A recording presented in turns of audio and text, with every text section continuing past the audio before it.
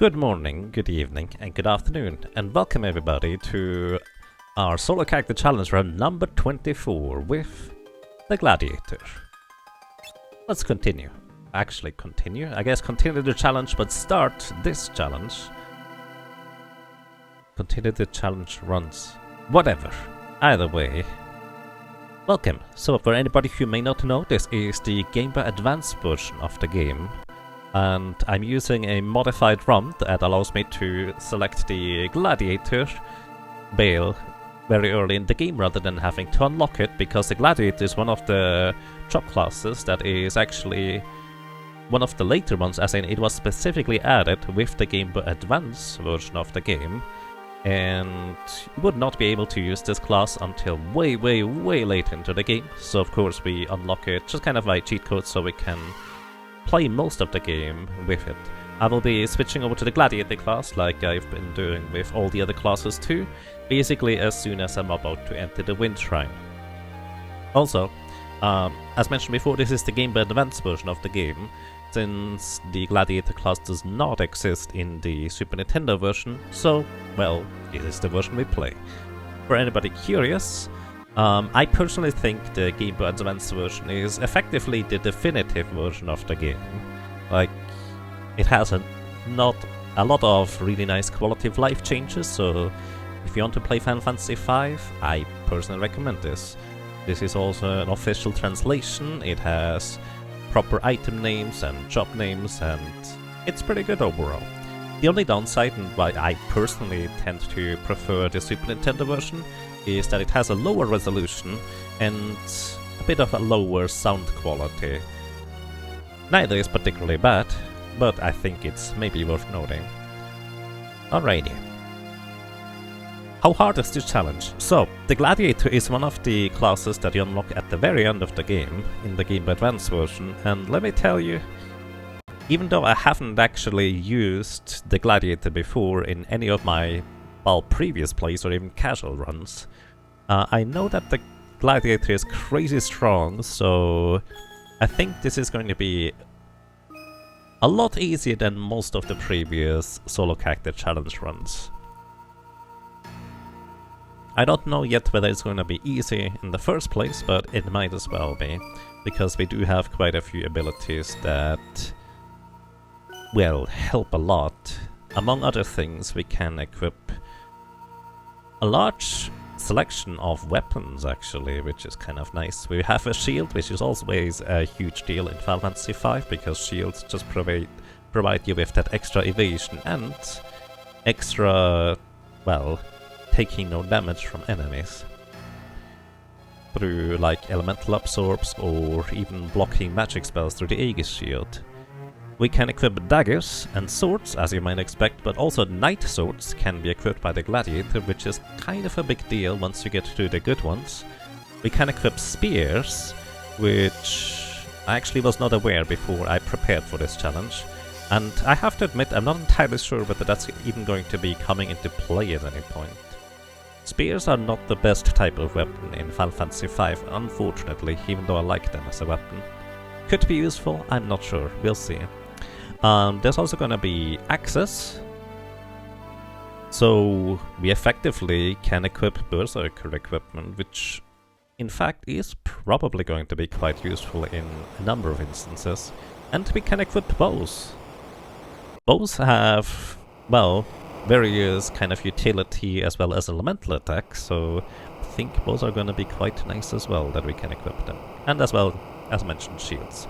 Plus heavy armor. I'm not sure about medium armor, but probably a large portion too.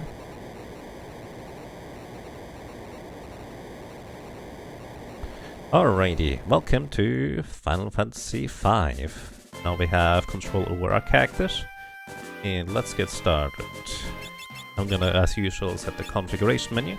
Battle speed is going to be 5, which basically means the enemies are going to move slower. 5 allows me to still act in time before the enemies are going to, well, get an advantage on me, like in-game time-wise or turn-based wise, but it's still going to be not as slow as 6 when I actually want to wait for an enemy attack. Battle message is just going to be as fast as possible. Command settings is gonna be shortcut because I prefer this. Shortcut means that instead of having a list of commands where the top is attack and the bottom is item, I have up is attack, left is ability number 1, right is ability number 2, and down is items. I do prefer to play it that way. Then we have ATB gauge, on and off. There's not much of a reason to turn that off, so I just keep it on, I guess.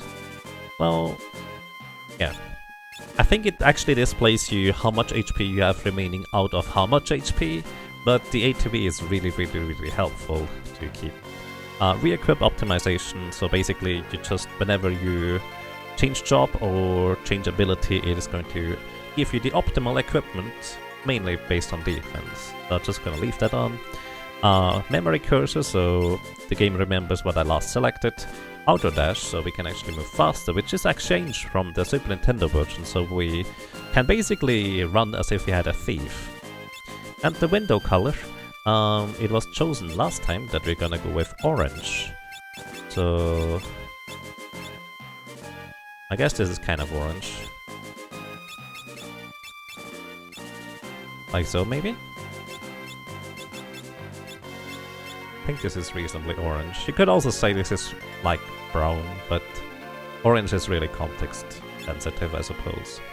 Alright, as you can see, I already have the job and ability menus unlocked here. Nothing has been learned yet, but all the jobs are there. And as mentioned before, I'm going to just equip these jobs once well, we get to the wind shrine, kind of like usual. We are going to be playing the rest of the game as Butts rather than Ferris, because that was chosen last time at the end of the previous solo character challenge run. So, well, instead of having Ferris as the solo character, it's just gonna be Butts here.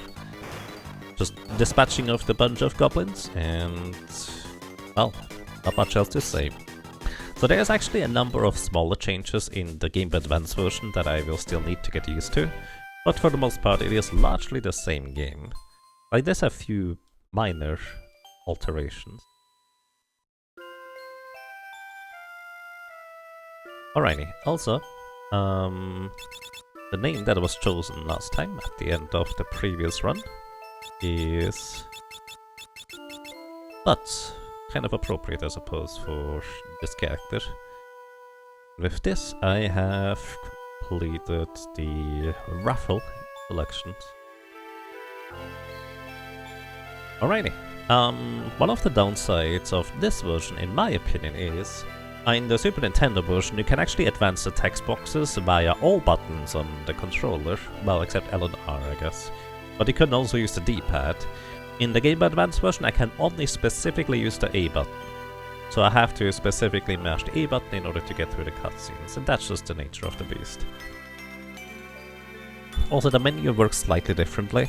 I have to use the Start button in order to open up the menu rather than the X button, because, well, on the Game Boy Advance there is only A and B, no X. There is L and R, however, which do serve a function in the menu, which is a nice quality of life change.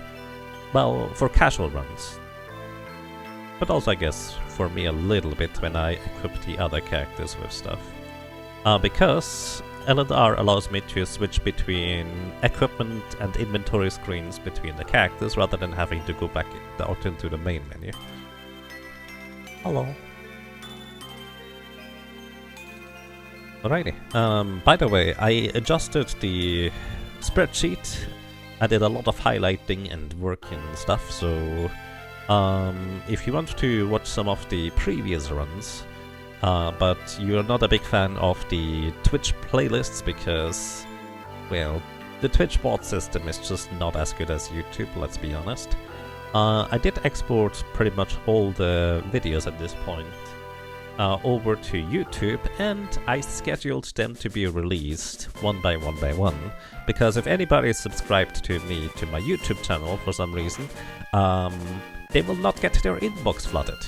However, this also means that it's gonna take longer than a month actually remaining until, well, the last few top challenges are gonna be as a playlist on, well, YouTube's, but at least that's gonna be happening automatically now. All of them are scheduled. Actually, all of them except for the mime and Whatever was just before the mine. Black Mage? Hang on, I can tell you. Ah, I meant Monk. There we go. Those are still in the process of being exported. I haven't made the thumbnails for those yet. Isn't there a mod to replace the GBA music of the SNES? Yes, there is.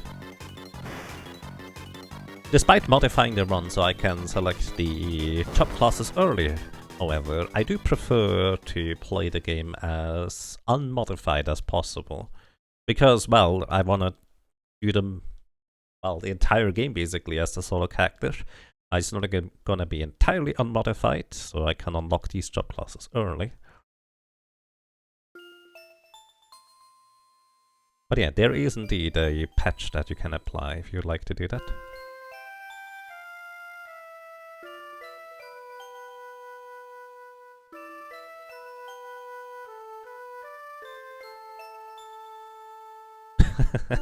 And welcome everybody, I hope you're doing well. If I miss anything in chat, feel free to repeat it or something like that if you'd like to. You don't have to, you don't want to. Alrighty, what else? Maybe while we're just watching the cutscenes and walk through the initial tunnel, a few notes about the Gladiator. I've never used the Gladiator, as I mentioned before. However, because we can use daggers, swords, knight swords, spears, axes, and bows and shields, I actually haven't done as much pre-planning as I necessarily wanted to do. Because, let's put it this way, the Gladiator has a unique ability where, in a sense, we largely probably don't even have to worry about getting the correct weapons and equipment for a lot of bosses, because we can potentially just one-shot them. You'll see what I mean with that, I think.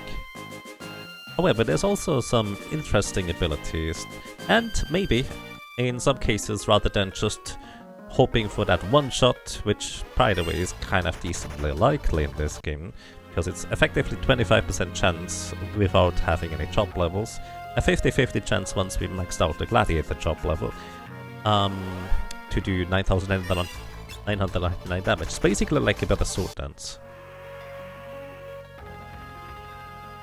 I might just choose not to use it if I feel like the encounters are gonna be more interesting that way. However, I will absolutely use that finisher move on Garboss. There's not even a question.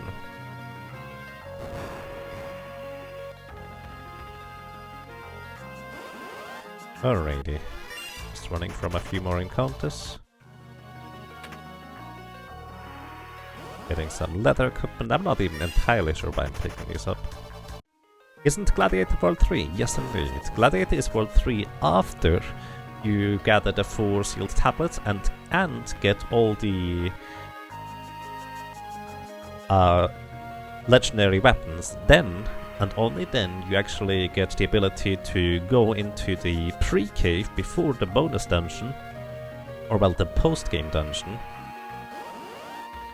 where, well, you have some more post-game content of the game.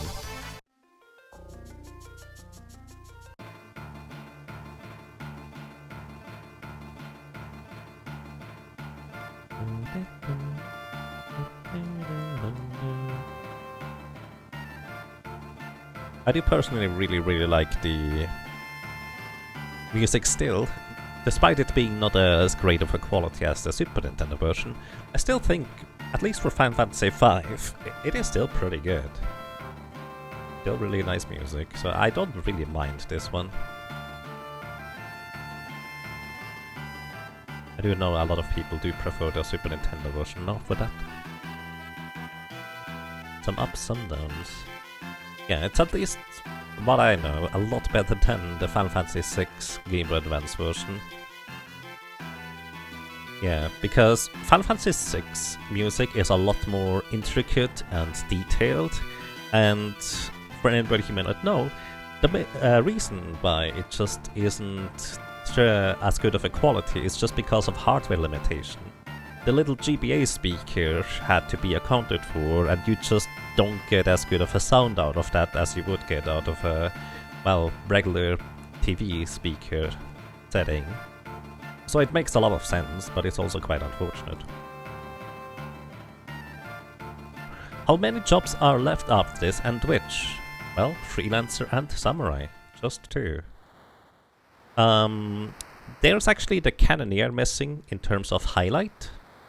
Like I did do the cannoneer, I even have the save file right here, where I'm at Neo XDev with the cannoneer. But I'm just missing the highlight after somewhere around the world 2 or so. I might redo this one if I feel like it. But freelancer and samurai are gonna be the next choices.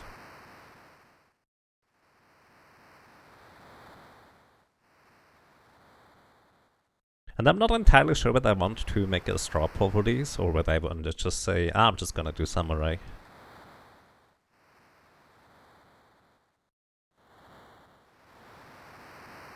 Yes, freelancer is gonna be quite a fun one, that is indeed true. For both freelancer and samurai, I do want to try and make a more detailed, like planning ahead type of deal. So it might take a while until I get around to those. For Gladiator, I'm kind of largely just winging it. Like I did prepare in terms of what does the Gladiator do, what are the abilities, what are we gonna get, etc.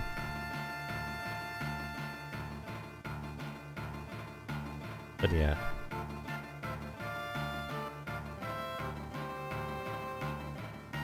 We will see. Like I don't even know how the finisher move properly works as a Gladiator. I just know it has a 1 in 4 chance to deal effectively maximum damage as soon as we get it. But I don't even know whether you can target it, whether it targets a random enemy, or whether your hit chance affects it, like whether it matters whether you're blind or not. By the way, fun fact, the cannoneer highlight, or well, the save file from the cannoneer, has the cannoneer both blinded and minute at the end of the game, because it really doesn't matter. The minute is actually beneficial because we have the Genji shield on the cannoneer. Isn't Solo Freelancer at the same time Solo Necromancer?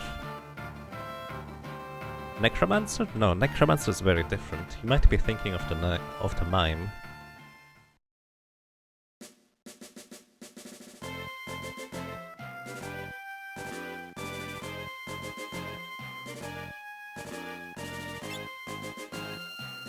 What version do you recommend people play? I personally recommend the Game Boy Advance version.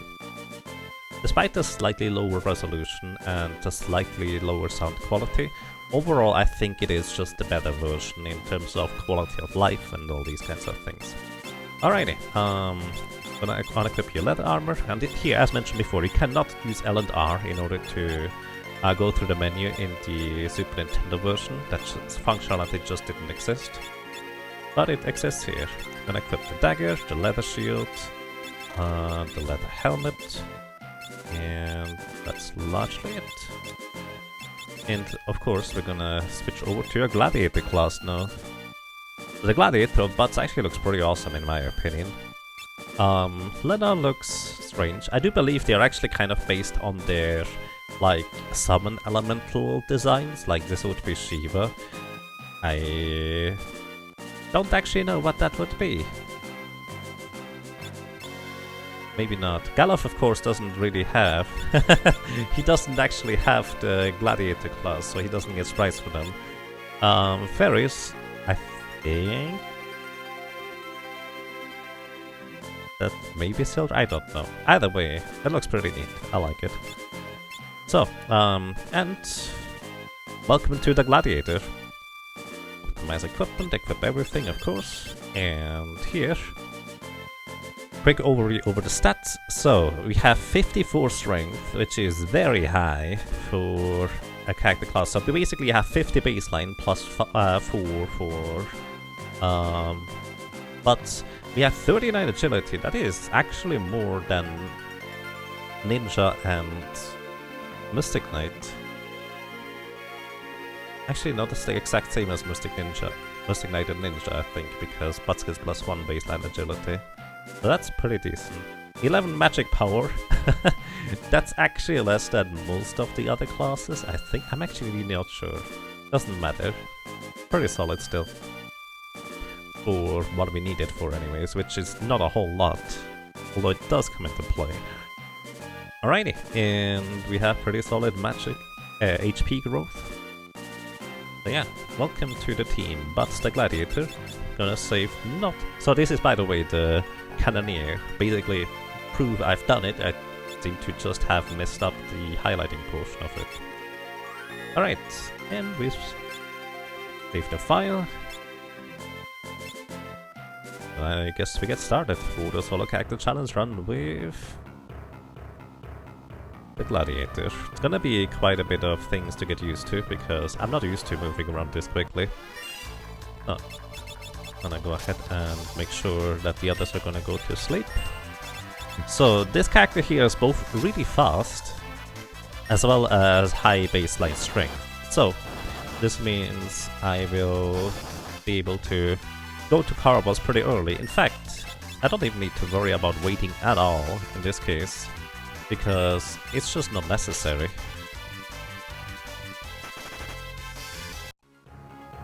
Because we do have the finisher move that I still don't really know how it works, but we'll figure it out.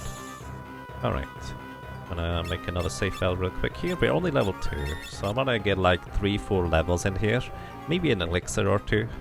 And again, it's not technically necessary, but it's gonna make it slightly more consistent. Let's say I get 1 elixir, and that's all I'm going to be grinding for. Do you use a code to keep the other 3 members dead? No. It's just I knock them out every time. Let's try finisher. Attempt failed. Alright, so basically finisher is targetable, and that's good to know. Initially, so let's just get a little bit of grinding done here. So we get like level 4, 5, something along these lines. Right now we have really low maximum HP, but this gives us already enough experience to get to level 3. Wanna heal up with the potion.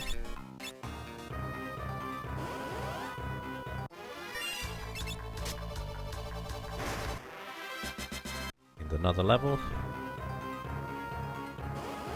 By the way, one of the differences between the Game Boy Advance version and the Super Nintendo version is I can already run away as soon as the battle starts without any of my characters having gotten a turn, which is quite different compared to, well, the Super Nintendo one.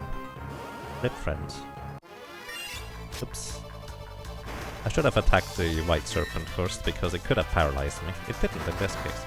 Also, by the way, the beginning shield that Ferris comes equipped with has a 10% chance to block enemy attacks. So it's pretty low probability to block them, but hey, we can block them, so that's nice. Alrighty, let's see. I need to still be a bit more careful about my HP, because, well, we just don't have that much to work with right now. Get another level. You know what, I'm actually gonna briefly go back and get a few more potions, because 3 potions is not sufficient. We could talk to the guy on the left side in order to get more potions. It's like 5, but I might as well just do the shopping right now. Oops. Is Gladiator a new class? Yes, Gladiator is a class that only appears starting from the Game Boy Advance version of the game. It was not in the original Super Nintendo or, well, Super Famicom versions. And what does it do? It is just a really strong melee class. Like, because it's effectively endgame or post-game even as a job class, it is significantly stronger than most other classes. Imagine a knight and a hunter combined in terms of prowess and speed and stuff like that. Not entirely sure how it will play exactly, but that's something to be figured out. We get some Phoenix Stones, Ethers, and some money. This is basically just kind of funding our beginning of the adventure. Hello, welcome to you, Dolaxon. Hope you're doing well.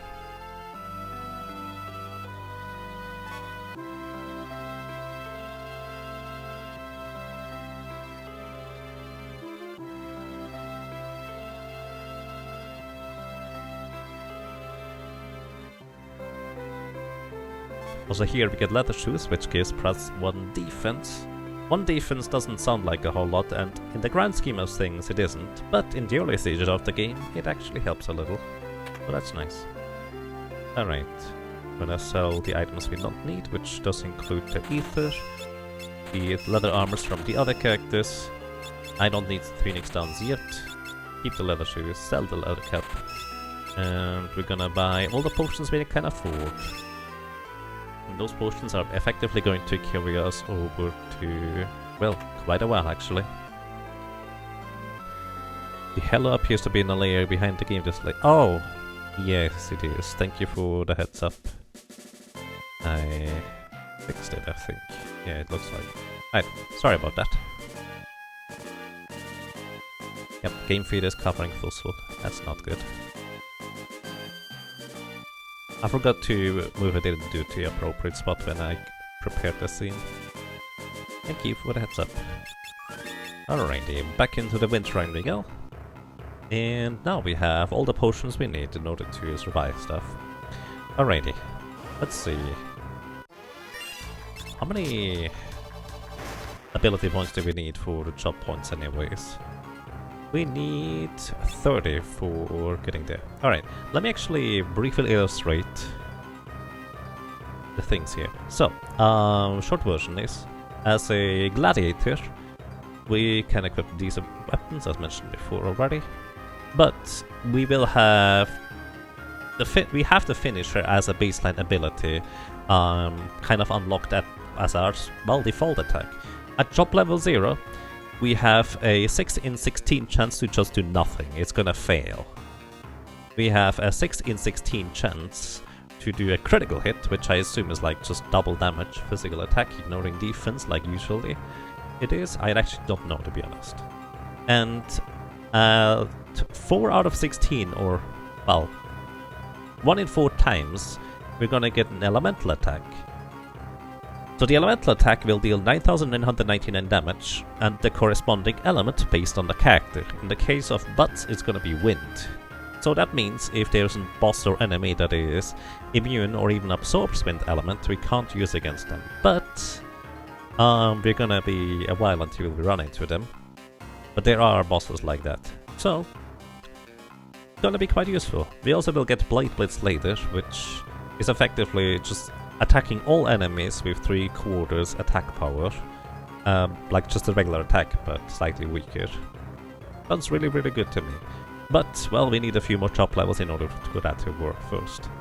Alrighty, that's the introduction to that. Let's get going. All the hellos. Blade Blitz is nice for wolf farming. Yeah, it would be. I don't actually know how long it takes until we get Blade Blitz, to be fair. He has a broadsword, so we can give this to Galuf so he can knock himself out slightly faster. Okay, this is slightly spooky. They actually might kill us right here if we get unlucky. Maybe? I actually don't know how much arrow is gonna do. How much damage. He didn't use it. He has a 1 in 3 chance, or these Moldwind enemies have a 1 in 3 chance to use arrow on their second attack. He didn't, so we're fine. Alrighty, let's actually go for this first mini-boss here, and try to use the finisher for the first time, for real. So, finisher. Attempt failed, 6 in 16. Or well, 3 in 8 chance. Finisher, critical hit. So that's, yeah, it's just double damage, I think. It actually might be slightly different than double damage, not sure. Finisher attempt number 3, it failed. And he's gonna go into his shell. So fun fact, this guy here, I'm gonna heal before I do anything silly. In this phase here, he actually just has higher defense, but technically I could still punch through defense if I deal enough damage, so we're just gonna go for it. Elemental attack. Wind. 9,999 damage. This poor guy only has 250 HP, so yeah. By the way, quick question, how's the sound balance? Hope it's quite alright. This'll be a good run, indeed. So yeah, Pretty good, I dare to say. I guess I could have explained the Gladiator stuff during the cutscene, but that's quite alright. Unbalance is fine, thank you for the heads up, or well, feedback. We were hoping he would absorb it, I actually wouldn't even have known. But yeah, the first boss we have to worry about being able to resist wind is actually Liquid Flame. Liquid Flame resists wind, fire, poison and water-based damage, although it is weak to ice. So if we actually were to use, I think, Lena as our main character, she would actually have an ice elemental attack, I think. I'm not entirely sure. You're not supposed to have to class this early too. Yep, that's pretty much how it is. This is also why this is gonna be one of the easier job classes, and also part of the reason why, as said earlier, I might just choose not to use it, because there might be a more interesting or fun solution based on the equipment or abilities we have. But at the same time, it would be a shame not to use that finisher move. Soul Cannon is gonna be another one who's immune to wind, so it's gonna be just a bunch of attacks. I'm kind of hoping that we will unlock the other attack before Soul Cannon, where we hit all enemies though. It doesn't seem that good if you get it at the end, compared to something like X-Fight and Double Grip. Right. The thing is, I assume that it does not matter which weapon I have equipped with this, so I can effectively equip like a Guardian Dagger / Main Gauche in order to block more enemy physical attacks. And sit in the back row and just deal max damage with a 50-50 chance. The advantage over rapid fire is that I can actually target what I want to hit. The disadvantage is that, in theory, it has a lower maximum damage threshold, but you would have to have a really high level character in order to deal more damage.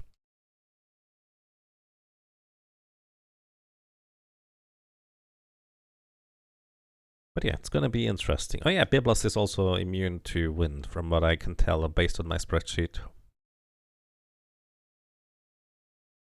But we can equip bows, and Liquid Flame, conveniently enough, drops a fire-based bow. Although it does have a 30% chance to miss. You might notice that the entire battle sequence, etc., everything is just a little bit faster than the Super Nintendo version. The Super Nintendo version overall is just a bit more slow-paced, chill and relaxed, you could say.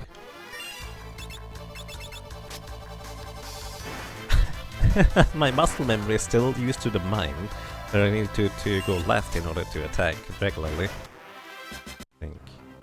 That's weird. And we are level 6. Level 7 I need to be very, very careful about the black goblins. Because at level 7 they would one-shot me with a Goblin Punch. Because Goblin Punch deals 8 times damage, ignoring defense, if you are the same level as your target. And black goblins are, well, level 7. If Lena has the water elemental finisher, she is the one of few water damage source, indeed. You know what? Actually, I just realized.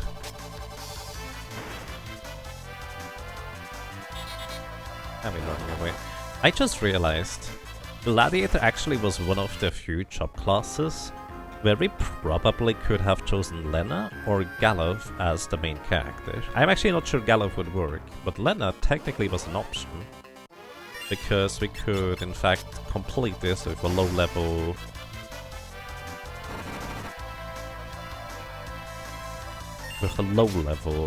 Gladiator. So that would have been potentially rather interesting.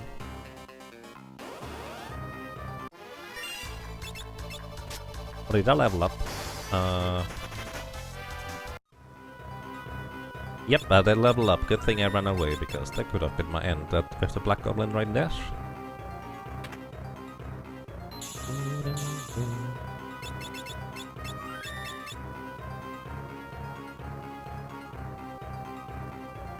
Since the finisher elemental attack is always 9099, that's what makes it possible? Yes, pretty much. So for Merujin, I do believe Ferris... I need to attack the Black Goblin. That's a mistake.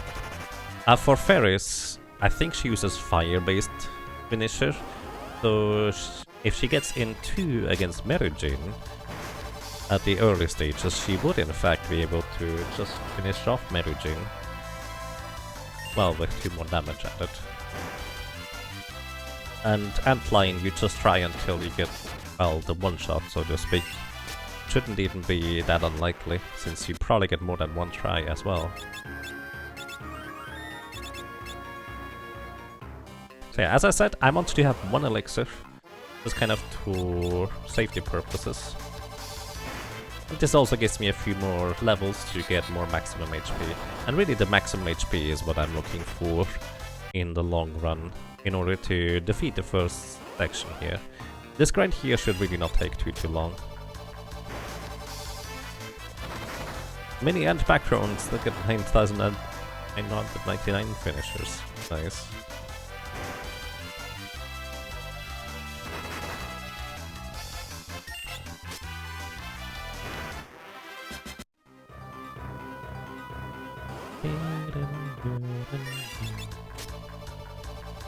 This encounter has a slightly over 20% chance to give us an elixir, because it is effectively a 1 in 16 drop rate from any of the Moldwind enemies. And well, hoping to get the elixir. Didn't get one so far. Yes, Gladiator gets long reach, but I was actually mistaken. I thought long reach was an innate ability of the Gladiator. That is actually not accurate. Long reach is something that you need to equip, I think.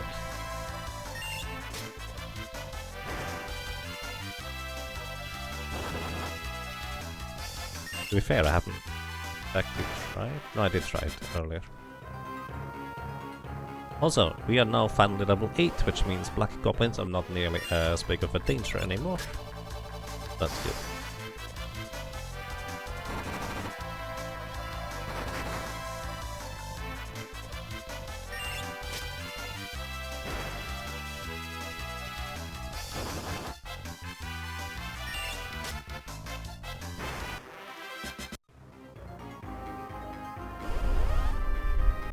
It's really weird playing this version here that just has slightly faster everything, really.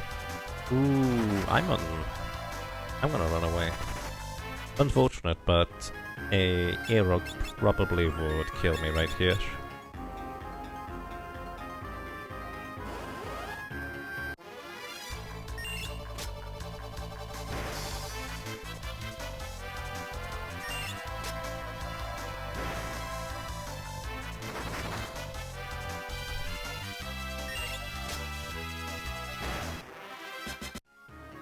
Still no elixirs.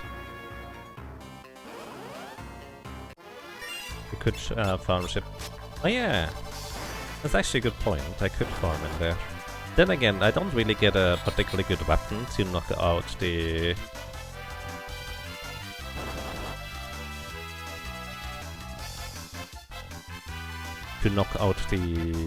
other dudes. Like, I don't get a weapon upgrade.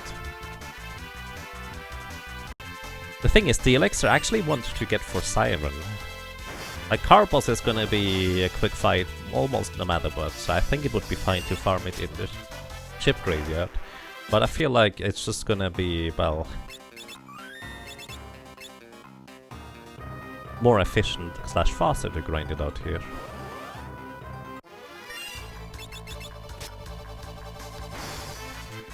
By the way, the battle menus are slightly different because sometimes I'm used to just pressing up or down in order to get to the specific enemy. But because of the different resolution of the Game Advance, they also just have the enemies in slightly different positions. There's my elixir, nice. In slightly different positions, which means I need to move slightly differently as well in the battle in order to target specific enemies. It's kind of weird. But at the same time, I do mostly still have the muscle memory for that anyways, because of the...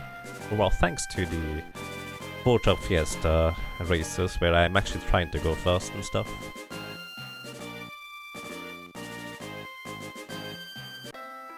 Alrighty. Let's move on.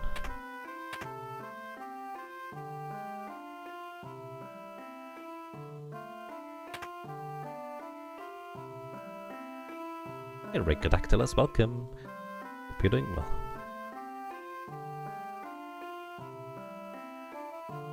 It's oddly hard to find. Also, I'm glad you enjoyed the Graveyard Keeper playthrough. I did highlight the Graveyard Keeper thingy. I think I even put thumbnails on them. I haven't exported it to YouTube though, so...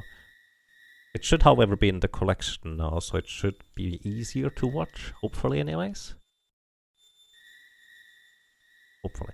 Alrighty, for anybody who might be relatively new, let me actually explain the next boss and as to why this boss is such a huge menace for solo character challenge runs, while we're just having the cutscene here on the side. So the first real boss is gonna be Carla-boss. Or Carla-boss? I forget. Whatever. He has 650 HP, which means a single finisher move would just easily one-shot him. It's true for most of the bosses, even all the enemies for a long time here. He would be weak to lightning, but we don't have a way to exploit lightning unless we are specifically a black mage or red mage, since that's the only way to get elemental attacks here. Well, lightning anyways. And the reason why he is so dangerous is the way Final Fantasy works for enemy attacks. Enemy can always choose between one of three possible options. And for Carla-boss, those options are doing a regular attack, which just deals a little bit of damage. That's kind of what you want to see. That's the least harmful he can do. He can do a special attack, which is basically, in Carla-boss' case, a physical attack that deals regular damage and paralyzes your character for like 2.5 turns. So he has a 2 in 3 chance to paralyze our character on the very first turn. Carla-boss is slower than we are. With a speed of 30, we have a speed of 39, so we're gonna be faster for once, which is very nice. So we get in one attack before he can move, so we have effectively already 1 in 4 chance to straight up kill him as a gladiator with the finisher move. Then on the second and the third turn, Carla-boss has a 1 in 3 chance to do a regular attack, an attack with a paralyzing move, which by the way, if you're already paralyzed, it's not refreshing the duration, thankfully. And the last one, and why this is largely so dangerous, is Tail Screw. Tail Screw is an attack that puts you into critical HP, meaning 9 HP remaining or less. So the classic combo Carla-boss can use is... he paralyzes you on turn 1 with a 2 in 3 chance, then he uses Tail Screw on turn 2, and then he just attacks you to kill you because you're in critical HP and you still don't get your turn because you're paralyzed and you can't heal. So Carla-boss effectively is a pretty decently large factor of luck, and the quicker you can defeat him, the more efficient you get past this guy. As a gladiator, we have one of the easier times getting past him. It's not going to be 100% reliable, but it should be done within a few attempts. Like, I think we still have less than a coin flip in terms of probability of winning. If you were to calculate it all out, I didn't, by the way, it's just kind of based on guts. But it should overall be decently likely for us to win. Not guaranteed, but very likely.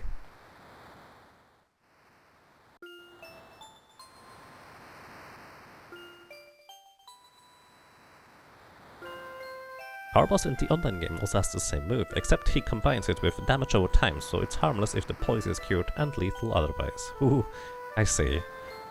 HP leak or poison in conjunction with getting put to critical HP is very deadly in this game as well. Poison less so because it doesn't tick that frequently, but HP leak status is a thing in this game, which is effectively quick poison. But yeah, we have effectively a 1 in 4 chance to win against Carla-boss. What I could do, in order to very slightly improve my chance of winning, is I could grind out the first job level, so we have a 5 in 16 chance to defeat Carla-boss rather than... well...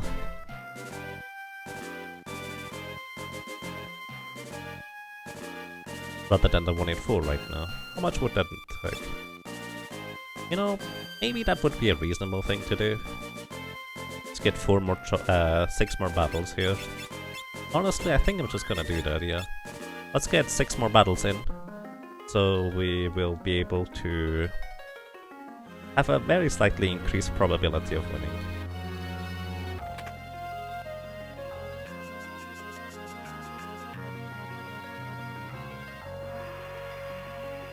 But yeah, Carbos is a huge barrier for a lot of solo character challenge runs, especially the ones that don't really have any ability that improves their, well, ability to just defeat Carbos quickly. And honestly, that is most solo characters. Not all of them, but most of them. That's just the nature of the beast. Also, fun fact, these guys here do not usually attack Butts or Galuf. They only attack Lena and Ferris. Why? I don't know. That's just what they do. It's just how they are programmed. So, in fact, I'm not gonna take a single point of damage here. The reason my Butts got hit there is because the enemy already queued their attacks, and since both of the enemies went at the exact same time, they just queued their attacks onto Lena. Lena was dead after the first attack, so the attack went on to the next valid target, which ended up being Butts in this case. Oh, one more. Apparently that is 2 ability points, not bad.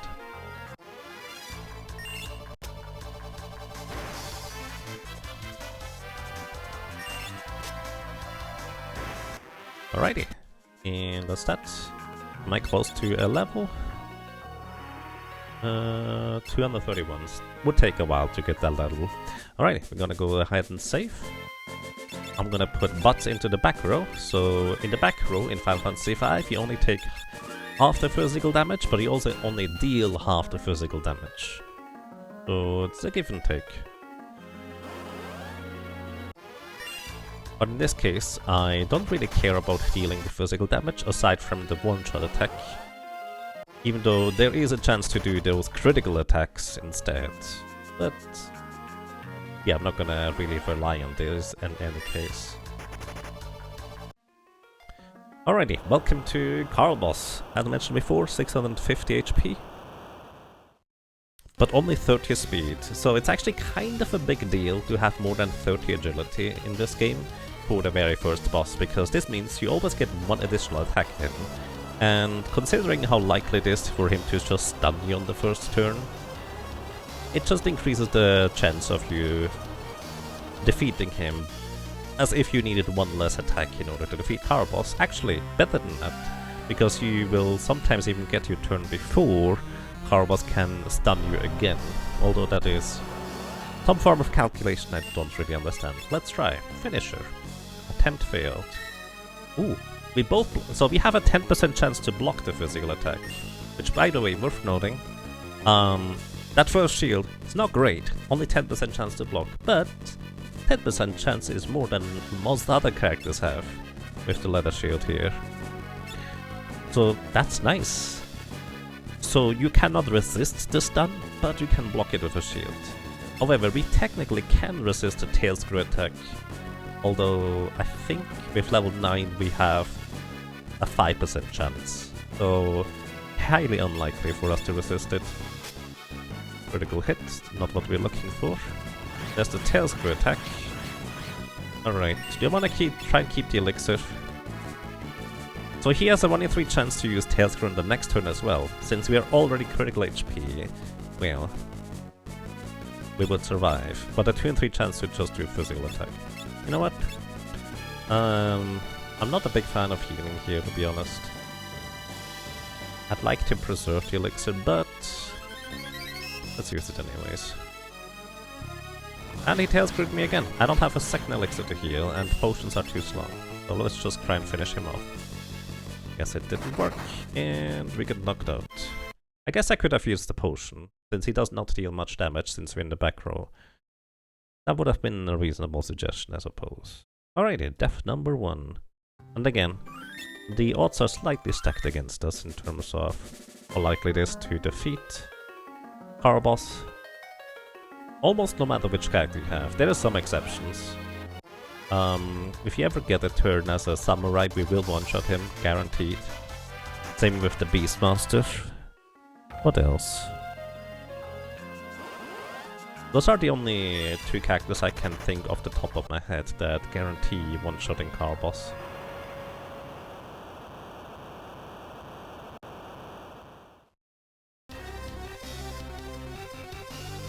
There's probably more. Let's see, what other character can one-shot Carbos?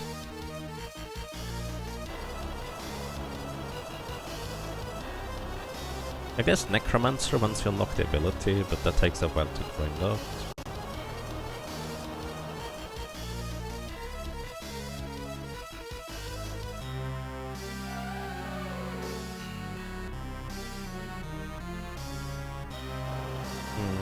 Yeah, I think it's just Beastmaster and Samurai, but both of them are slower than Carbos, so it's not guaranteed that you get a turn.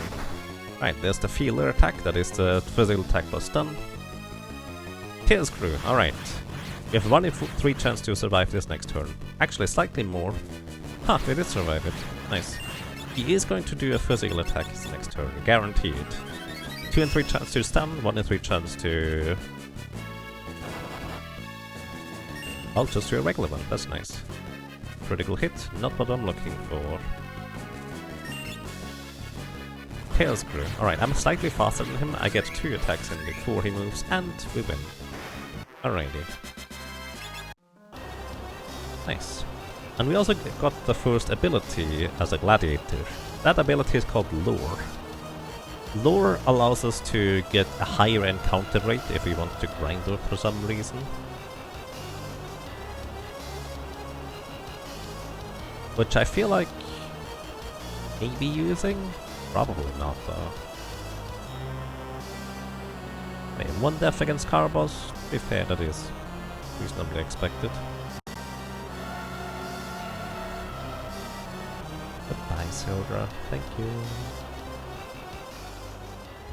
Yeah.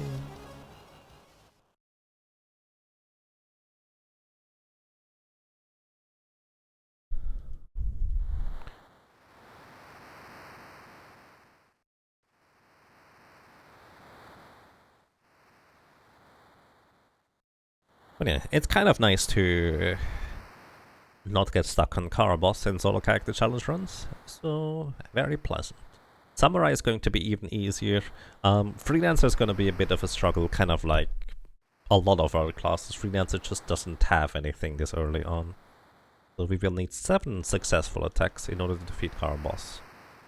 In theory, we only needed 1 as a Gladiator.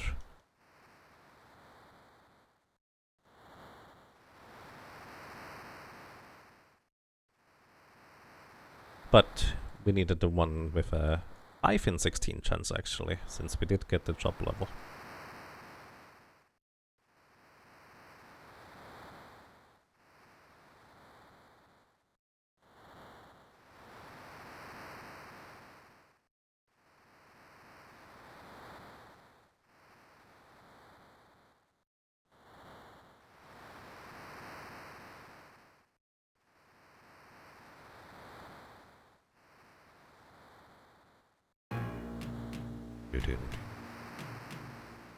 Alrighty, we can equip axes, and even though the flail is technically considered an axe, the flail is considered a staff for the purposes of equipping it though. So we can't equip the flail. Then again, I wouldn't care, I suppose. Alright, let's put actually butts back into the front row. If we get a good encounter with some enemies that have a chance to drop elixirs, I would like to try and defeat them. I'm not gonna be farming for it probably, but I might as well try. Can I use a finisher on my allies, I wonder?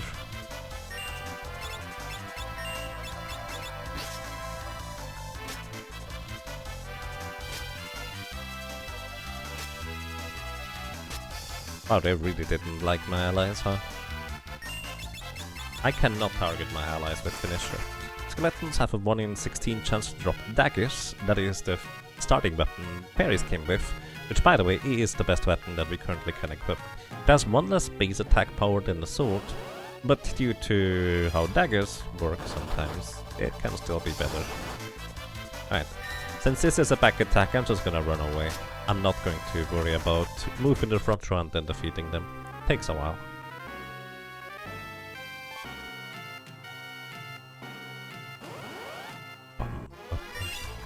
Or why not? We have 75 HP if I'm not mistaken, so we actually don't quite one-shot the other enemies, just the skeletons, with this attack power. Unless I were to use finisher and not fail. So far we don't have a good track record of not failing a finisher. Which, by the way, fun fact, I think Mold Wind in the Wind Shrine do absorb a wind element.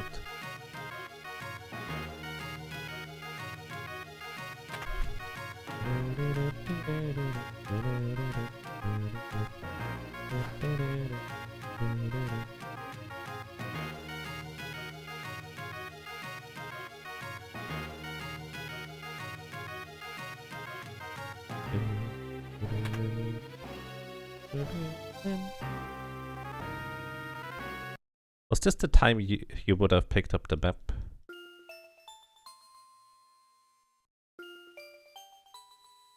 There is going to be a map, yes, in an upcoming room that I will probably pick up because I need the map. In order to not get lost. Who needs a map? I do.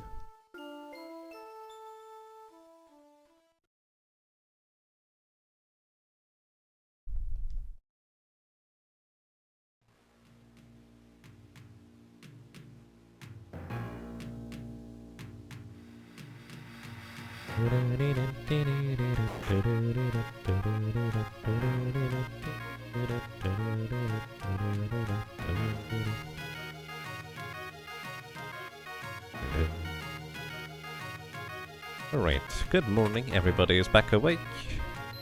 Rather than getting knocked out all the time, but managed to save past car boss, which is quite helpful to say the least. I was just thinking, there's actually a reason even for me to use the knife instead of the dagger. The knife is the weakest weapon in the entire game, with only 7 baseline attack power. It would in fact help me potentially defeating the enemies.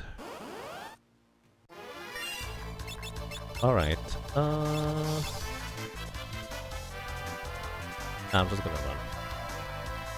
Actually, let me help you guys take a nap before we go and run. One by one. Here we have got a Phoenix Town and 2 antidotes. I mainly come down here for the antidote. Map Captain Lead. I mainly come down here for the antidotes. Because in the next boss battle there's a decent chance that I'm going to get poisoned. And if you don't have a way to cure the poison, that can get pretty ugly. And yes, there is like 2 or 3 different backups in order to get another map, if you miss it here. But, well, at least for me, I like to just get it here. That's kind of what I usually do. Alrighty, and we're about to face the next boss already.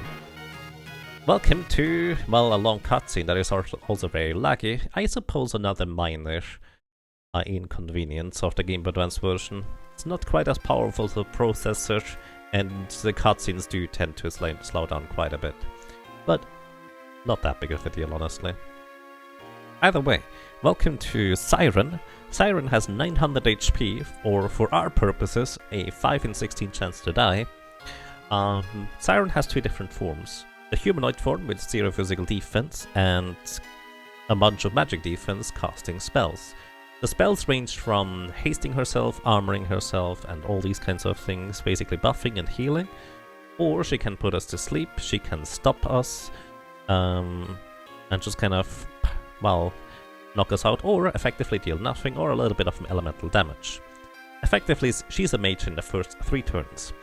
On the 4th turn, she's going to transform into her undead form, which kind of flips the entire thing around, where she becomes a really powerful physical attacker with high physical defense, but no magic defense remaining, and she's weak to fire during that time. Also, you can throw potions at her if you really want to. Either way, there's not really any particularly interesting strategy I could figure out with the Gladiator. It would just be hit, hit, hit until we win if we were not to use a finisher. So I'm just gonna use the finisher move, and well, that's that. And yes, that's fair, blood, that makes sense. The GBA had the advantage of being mobile, so you would say a bit less powerful, for the portability is fine for you. Makes sense. In fact, that makes a lot of sense.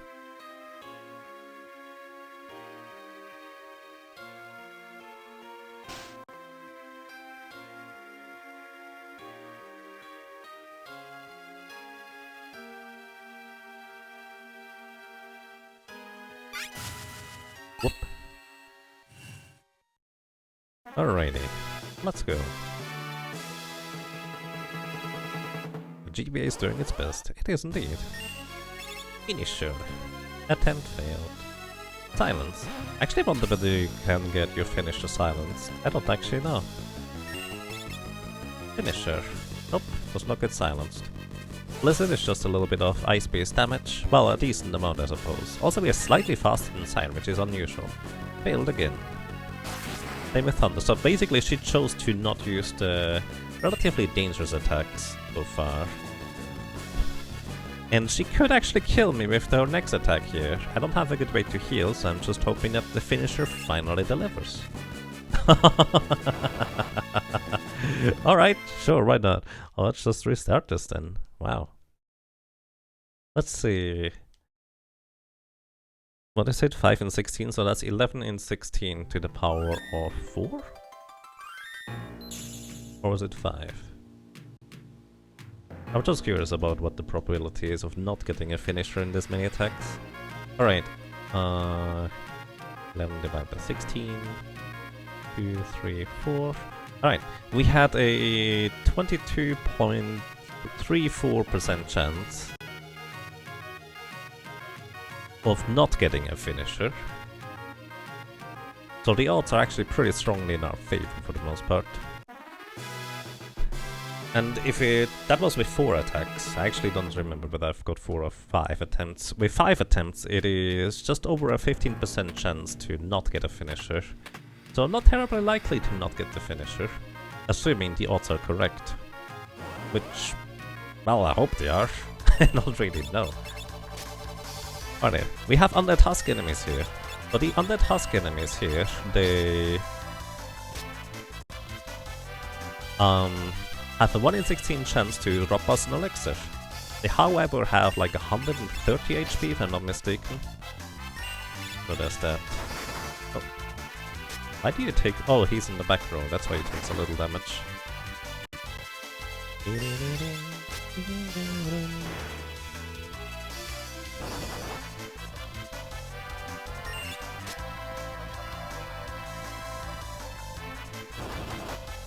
Also, I should put bots into the back row. I was just thinking maybe I could go for Siren for the physical damage kill, but that is just not nearly enough damage even with critical hits. So I should just put bots into the back row, even though I'm pretty sure he still would not have survived.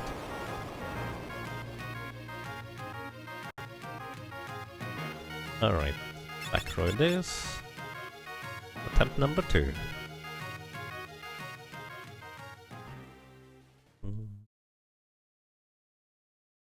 Finisher delivered, but for Siren, indeed. I mean, that's just luck of the draw. I've gotten a lot of runs where the luck was entirely on the other side of the spectrum, so this is alright.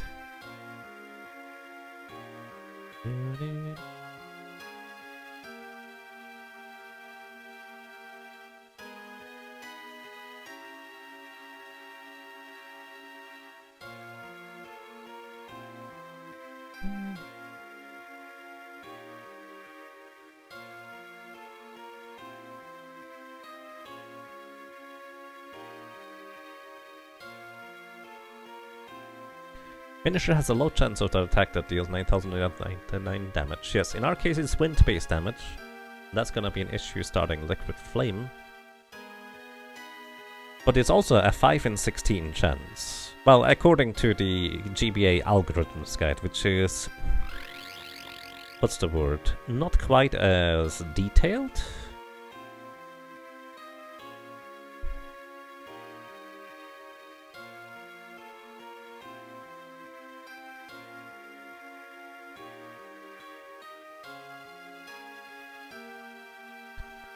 But it overall is probably pretty accurate.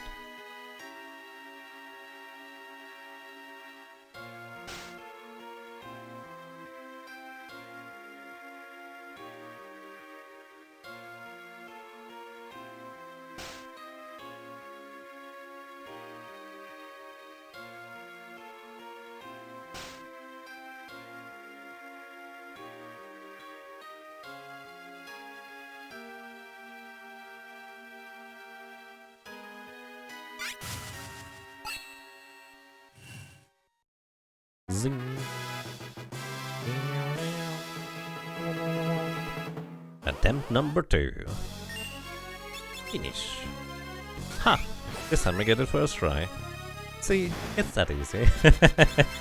And we get the bronze armor for our troubles. If we defeat her while she is in her undead form, we would actually get a bronze shield, which has a 15% chance to block physical attacks rather than just the, well, 10% that we have right now.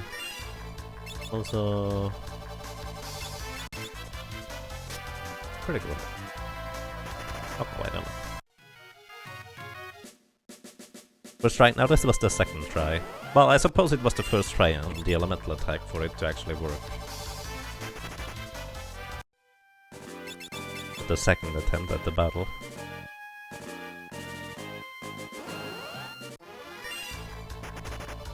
So I actually don't have enough HP to survive a drain attack by the lady coming up, so maybe I want to defeat a few more enemies just to get a little bit more maximum HP. Maybe. Either way, welcome to this little city. I actually like the music in this city better than the Super Nintendo version. It's less trill. Alright, I'd like to buy a bronze shield to have a better chance to block physical attacks, and the rest is quite fine. It really doesn't matter largely whether I use the broadsword or dagger, I think. Actually, does it? I'm level 9. What's my... Let's use 39. Yeah, level 9 it doesn't matter. Level 10 it would matter whether I use a dagger or not. Dagger would deal more damage on level 9. Sword technically does slightly more damage at level 10. Sword technically does slightly more damage at level 9. Dagger does more damage at level 10. Because of weird dagger calculations.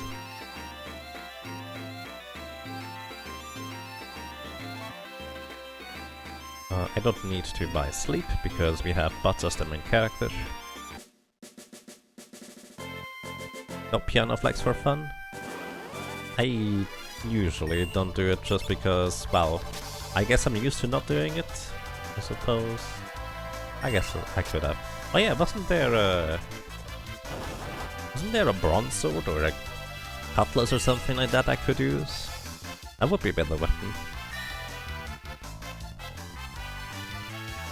I think there's actually a slightly better weapon I can buy here, so let me go ahead and grab that real quick. Because I do want to have like 220, 230 HP preferably for the next boss. Longsword. Yep, that is better.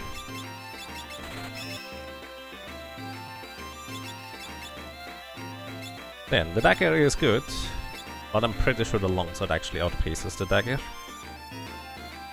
Just because the base damage is a fair bit higher. 8 more base damage, you would only need... yeah, it's a bit higher.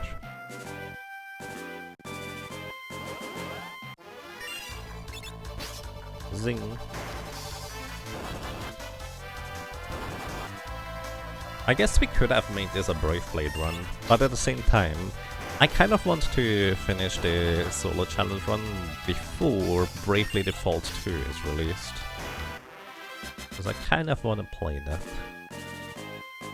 And I wasn't sure whether Brave Blade would be able to finish that in this amount of time, especially since I do want to go and get the top crystals for Gladiator unlocked just kind of the normal way too. Like, we're gonna unlock the Gladiator chop crystals as a Gladiator. That's gonna be the plan.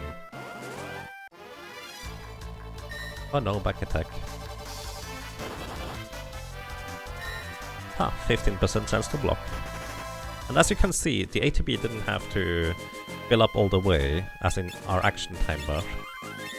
We were able to run away before it filled up, which is definitely quite an advantage over the Super Nintendo version, where it has to fill up before, at least once before you get to run away. Cat scratch, ow! That's a lot of damage to it. Also, they have evasion. This is actually an enemy where I probably should be using the dagger. Because they have evasion, and if you use a dagger, it actually cuts enemy evasion in half. Meaning, well, half the chance of missing. Not quite doubling the chance to hit, to be fair, but I don't remember what the probability of these guys dodging is in the first place. Oh! Oh, I didn't realize they had more HP than that. So I was wrong. Daggers is not the better weapon in this case. Ah, good to know. Learning new things.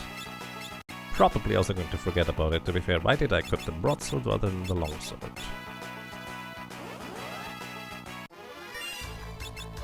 Hey look, a rock slugs. Good now.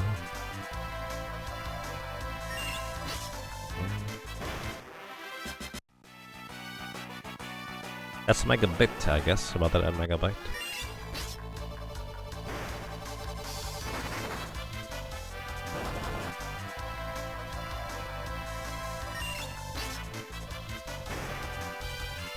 I'm not sure why I'm fighting them again. It seems pretty dangerous when I miss just once. Then again, we're getting more and more chop levels, which means the chance of one-shotting enemies is gonna increase too. Gold needle. This is a preemptive strike, so I'm gonna take this. I will be able to knock out 2 enemies before they get to attack once. That was megabytes. Okay.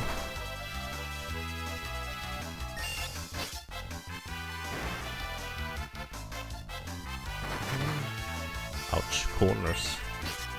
Corners hurt, alright. And we get another level.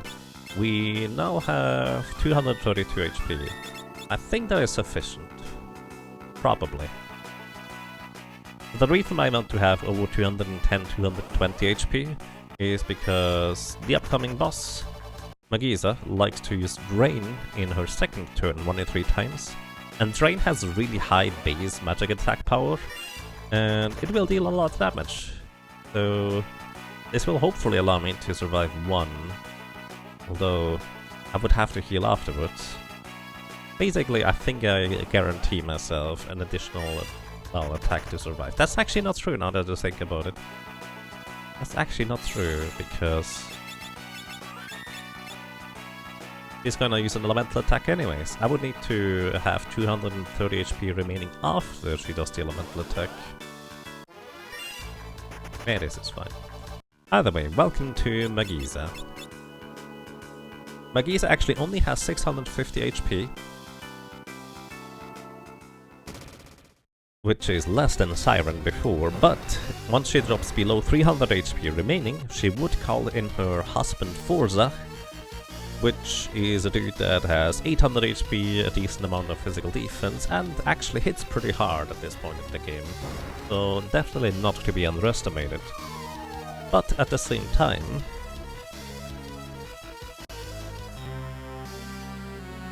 if you just deal enough damage to Magisa that she never can call Forza, then you don't really have any trouble.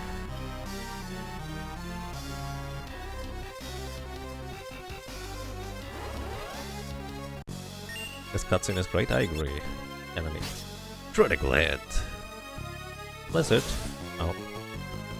So yeah, 1 in 3 chance to die here, I think. Attempt number 2, critical hit again. And she uses critical attack again. Okay, we're gonna survive the next turn from her. Let's see what we get. Attempt failed. Uses thunder. Alright, next turn, 1 in 3 chance to die again. If we don't... Oh, there it is. Alright, we got the elemental attack before she finished us off. Well, this time we got lucky. We also get a whip from her as a drop. You would get a Goliath drink from Forza if you were to defeat him too. Which, well, we couldn't use anyways, because we are not a chemist. Although I think Cannoneer technically could use it too. I'm actually not sure whether you can use the drinks as a mix in Cannoneer.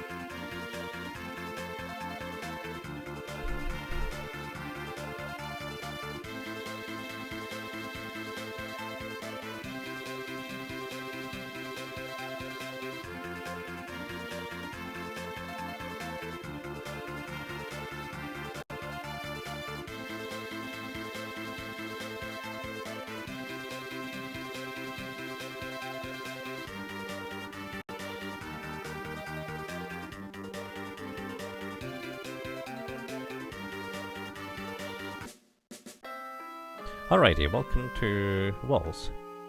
I don't think there's any weapon I can use from the other place thingy-majig, whatever it's called. I do want to get the Kenpugi. This has +1 strength, but less defense than the iron armor. I'm gonna buy the iron armor and the iron shield here for more physical defense. We actually did get a mithril helm. This is effectively the helm we just got in the cutscene earlier, and it does have a fair bit more defense than the other equipment we could buy here. Iron armor, iron shield. Now we have a 20% chance to block enemy physical attacks. Where is my accessory? Apparently I must have given this away somewhere. Maybe you can't equip leather shoes as a... No, I just don't have leather shoes.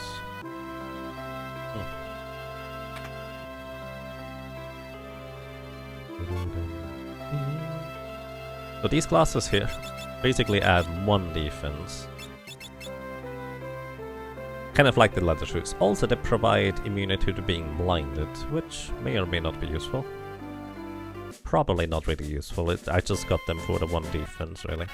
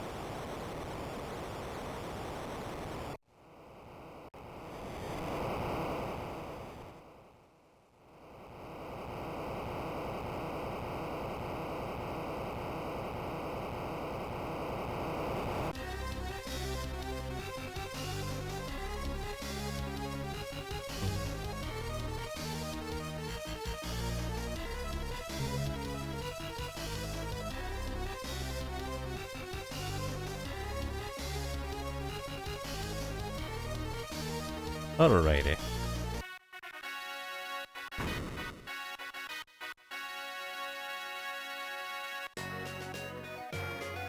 Just grabbing some random items in here. It's mainly a bit of money.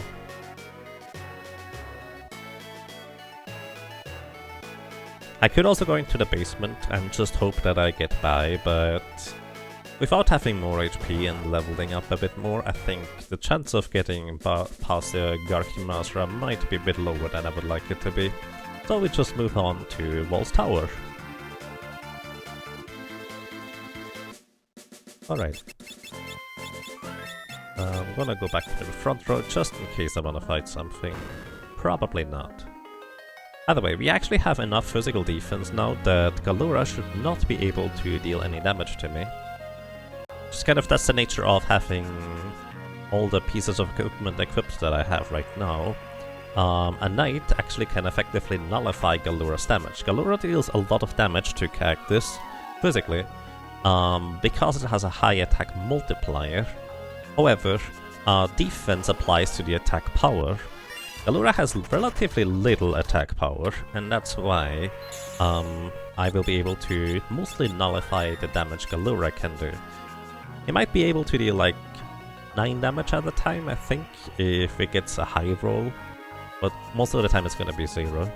Also, if I can equip, and I don't know if I can equip the silver ring here, I would get 1 more defense, which actually should entirely nullify Galura's damage. Let's see. Silver armlet is in this version. Nope, cannot equip it. So basically, I think there's a slight chance to take damage against Galura. Well, kind of. There's even... Yeah, that's kind of the short version.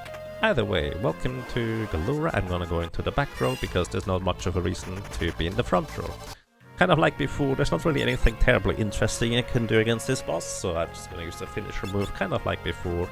A 5 in 16 chance to just one-shot him. Galura has 1200 HP, and once you deal 400 damage to it, it will start counterattacking any damage you deal to it. It counterattacks twice with a physical attack, and as mentioned before, unless you have actually really high armor, Galura actually does a substantial amount of physical damage. especially the second counterattack has a chance to inflict HP leak status. And HP leak is, well, pretty bad for you. Because it quickly depletes your HP.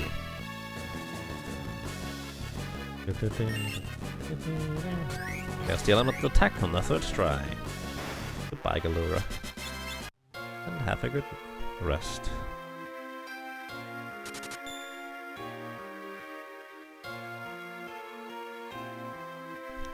Red Magus Clawmus, thank you.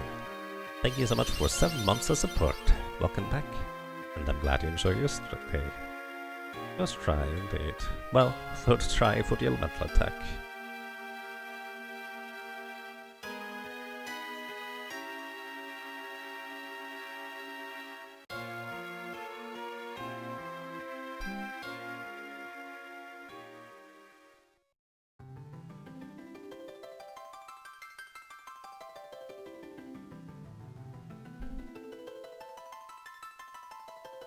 And thank you for the good luck. Can definitely use it for this run. Then again, I don't need as much luck as I need for other runs, but it definitely doesn't hurt.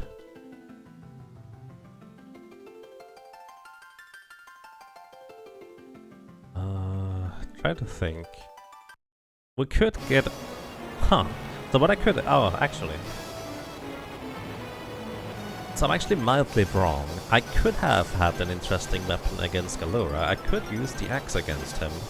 There is an axe that is sold in walls over there. And normally you don't get Berserker until after Galura, but the axe is kind of decent for Galura itself since it pierces defense. But as usual, the axes in this game unfortunately have the huge problem that they have a really high chance to miss. I think it's like 20% or 30% for the axe you can buy there. Effectively, it's not worth using an axe or hammer, outside of very few instances. There's like 4 cases where I think an axe is quite useful. The first one is the Death Sickle, which I'm gonna farm one.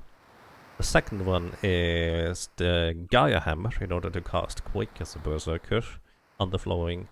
Oh, by the way, underflowing magic power does not work on the Game Boy Advance version, in case you're curious. But you can still attach, like, black or white mage power to a Berserker to still deal a lot of damage after Quakes. Number 3 is the Thor's Hammer, where you can sit in the back row to deal full damage. Has a decent chance to miss, but it's kind of solid, honestly. And number 4 of the useful axes is the Rune Axe. As it guarantees a critical hit, it also scales with magic power, which we don't have that much of. Oh, goodbye, goodbye, Sildra. Until next time.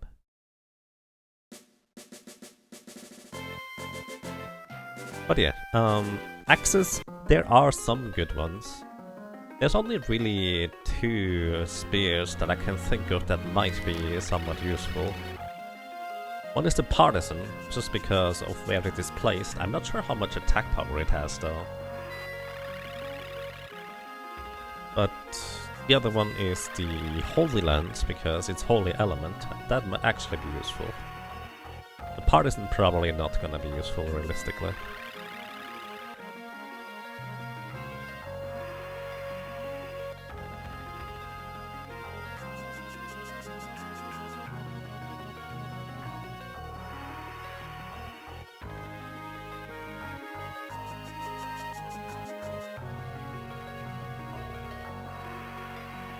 Every page has one. Wizardry 6 actually did the... Wait, no, not Wizard. Settlers 1 actually did the same thing, Murthas. Settlers 1 had like, I don't know, 80, 90, 100 pages manual. And they were like a series of a bunch of symbols on the top left, bottom right. Basically in all 4 corners of the manuals pages. And it would ask you to go ahead and type in those. Kind of neat. Or Wizardry 6 had a copyright protection where it asks you for a specific word from the manual from a page in a certain line or a certain paragraph. It's kind of neat, actually. Which, honestly, you don't even need any fancy symbols. It's just you need to ask for a specific word like Wizardry did. Which Wizardry doesn't even tell you whether you got it right or wrong. So you can try and guess, and maybe you got it, maybe you don't, but you don't know until the third time it asks you for a password and probably gonna throw you to the DOS prompt. Alrighty, there's not a whole lot I want to do over here. I'm actually currently thinking... Let me check something real quick. Where are the launchers in the... Basically, I'm trying to figure out whether I need a specific ring. I'm gonna go into the next city and buy new equipment before I do anything else. Because I probably wanna fight a bunch of wolves here to get a bit of more starting money and a few more levels. So that's gonna be my initial goal here. My weapon should be largely sufficient to knock them out easily. So I'm gonna buy the mithril armor here while we have the super discount. Because the shopkeepers are really spooked of us since they think we are monsters. Something like that. Alrighty, let me check real quick. Launchers. Rocket. There it is. A rocket is not immune to wind. Okay, yeah, actually, the rockets are gonna be easy. But if anything, I would want to have a flame launcher. Thinking ahead a little bit. I think the crystals are actually immune to wind. Actually, no, they're not immune to wind.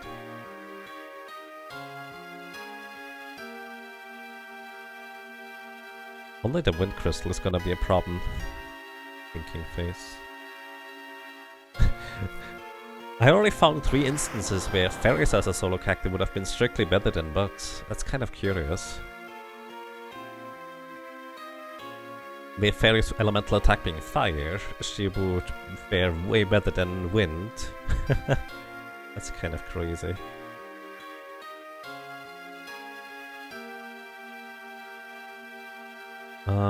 Do I need a flame ring is the question. I don't need an angel ring. Wait, I may need an angel ring, hang on.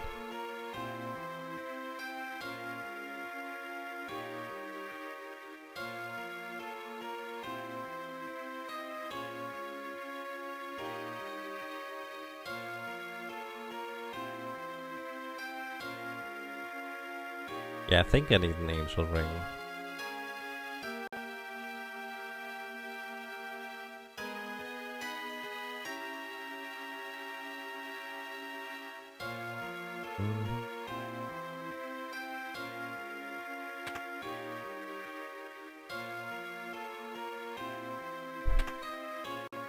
Too bad Fairy wasn't chosen. Fire ring could have made the crystals a breeze. Yeah, Fairies would have been way better against the crystal and soul cannon. And I will probably... I don't need a flame ring. Let's put it this way. We can circumvent the flame ring, but I think I need an angel ring. Making a pun on butts. Oh, for the breeze is wind. Fair.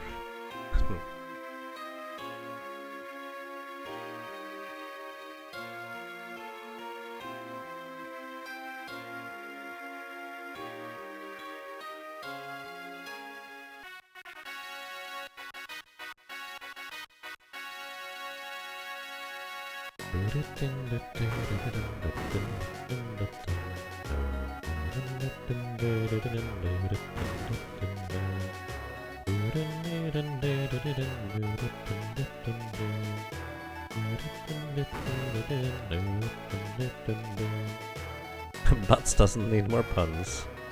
Maybe.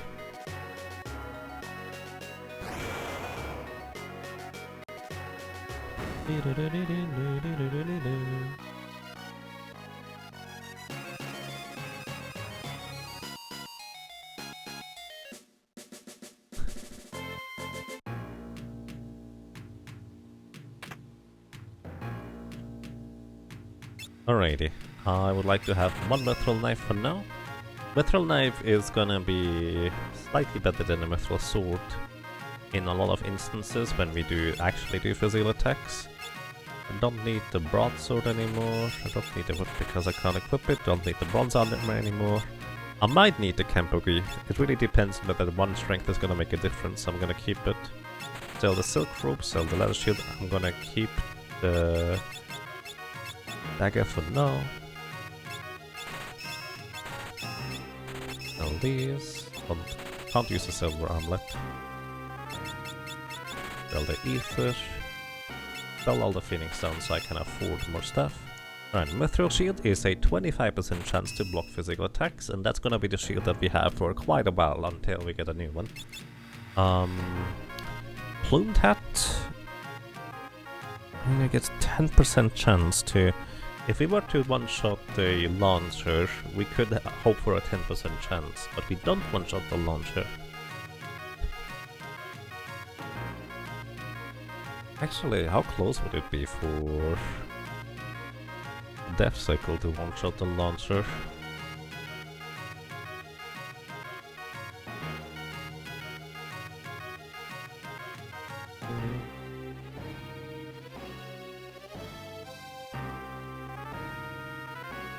Doomax it's called.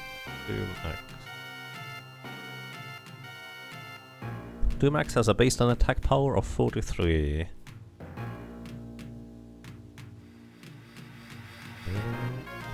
Just calculate this up here real quick. 43, the max.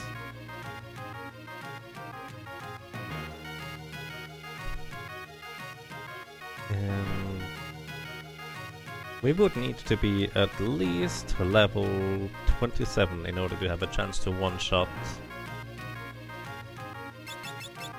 one of the launchers, but the probability isn't that great. I think we're gonna go with the mithril glove for now. Actually, I did not need to buy that, thinking about it. I'm gonna buy the plumed hat anyways, it could be useful. Plumed hat has more magic defense and evasion than the other equipment, so it could be useful just based on that. Also, full set of mithril equipment. So that's gonna help against the wolves, and we're gonna be going ahead and gain a few more levels. Honestly, the main reason to level, right now, kinda like before, is literally just to gain more maximum HP. We don't really need the money yet, although I think we will have to get 50,000 gold in order to be able to afford an angel ring. Technically, we could try for like the 1% chance of... No, actually, it's... No, it would be way lower than that, because we need more than one attack. Hello, welcome to you, Dark Paladin. Maybe. Actually, 3/4 of... What's 3/4 of... No. The other way around. 400 divided by 3 times 4. What's that? 133-ish. Times 4 is 400... 500 and... 525-ish.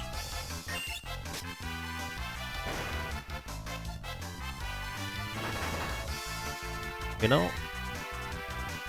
I could potentially two-shot the launchers with the...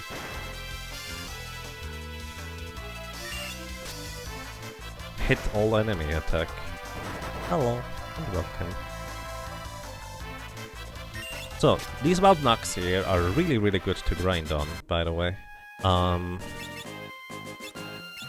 They give a lot of money, especially for where they are really easy to defeat, give a decent amount of experience. It's not as good as in the plains, but they're guaranteed always in a 5-pack in the woods, and are not particularly dangerous.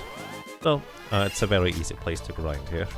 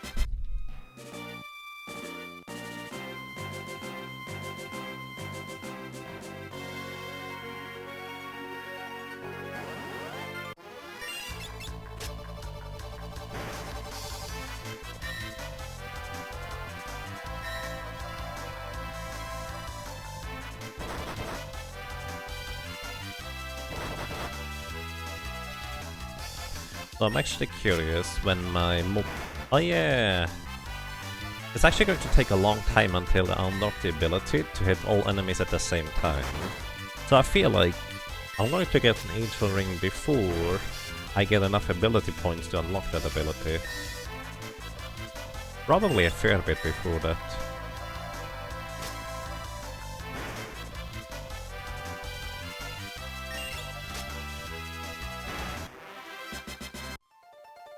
Another level, so that's nice. For the next boss, I really want to have over like 350-ish HP anyways. Because the hand form of Liquid Flame will counterattack with Fire 2, which will deal about 300-ish damage. So I need more HP than that in order to survive that. Plus I can't one-shot the next boss. It is immune to wind, if I'm not mistaken. I wish the 2 undead husks were more common, so you could get lots of AP without over-leveling so much. I mean, if I wanted to just get AP without any levels at all, I would probably either go for the Galura or for the more risky approach would be using these Death Squirrels, whatever they are called, I forget what they are called. And yes, Blade Blitz is 700 AP, so I was thinking I could use Blade Blitz in order to two-shot the launches on the back of Soul Cannon. But yeah, it's a lot of ability points we would need in order to get that.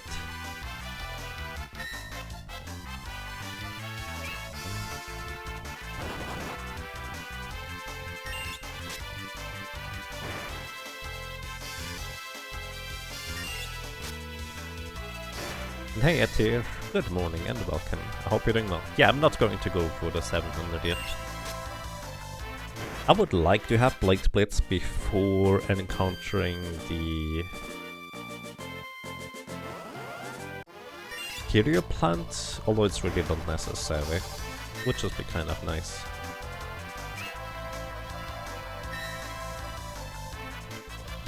Yes, you don't usually have Gladiator this early, that is exactly correct.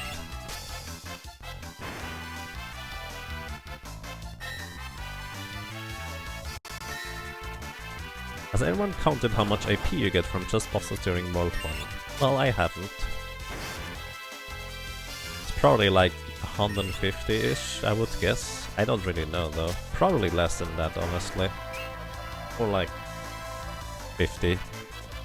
100 maybe.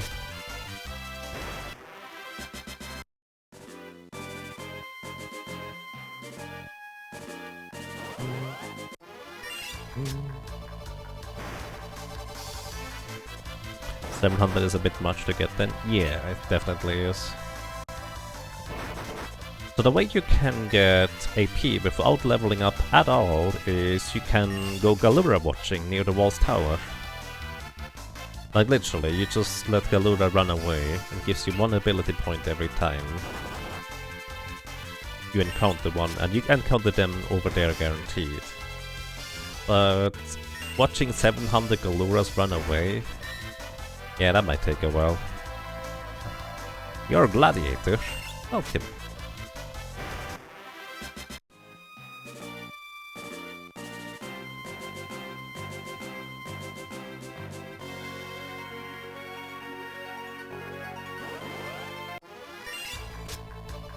Like the movie. You're not just a crazy person. Oh. But I am. Probably.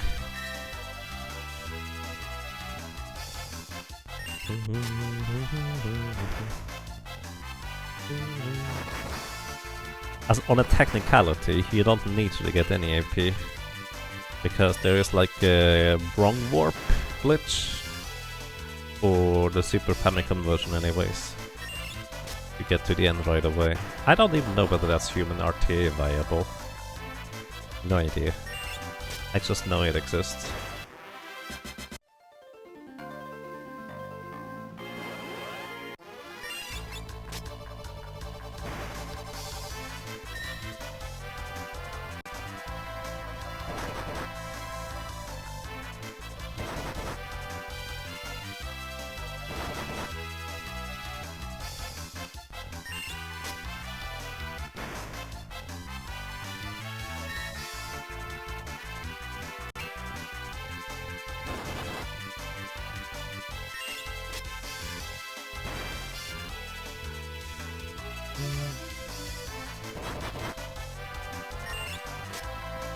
Including Wing Raptor, you get 80 AP from bosses, plus some variants in the Rocket Flame Gun fights from 8 to 12 from those.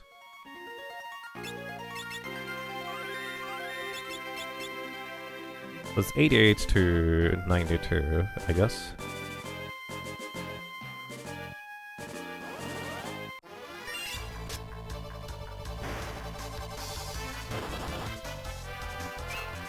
Yeah, it's not even 100. Oh dear. Beat you in speed there. I like beats.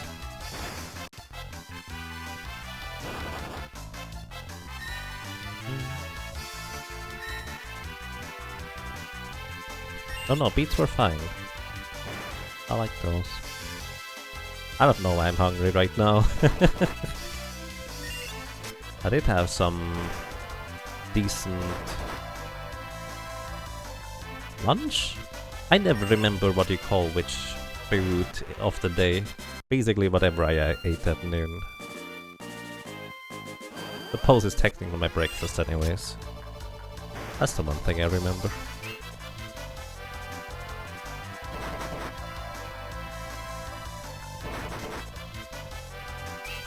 Scrabble.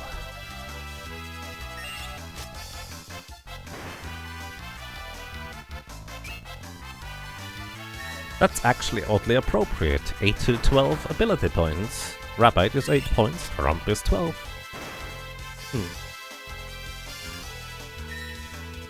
And yes, Swing Raptor gives normal is 0. That is accurate. It's kind of weird that he gives anything at all. But at the same time, I would guess that it's probably just all bosses have baseline 5 ability points and they just copied it from there. Probably. There's many reasons why it could be. Good evening. Are you Yagamoth? I am traditionally known as Yagamoth, yes. Welcome to you, Ghost Eye. Hope you're doing well.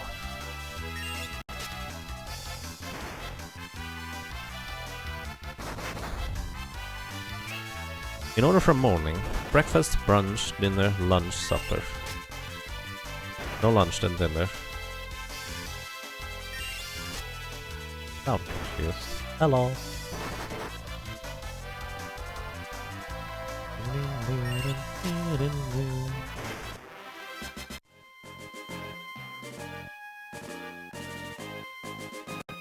Also, don't think Geiger's enemies absorb wind as well.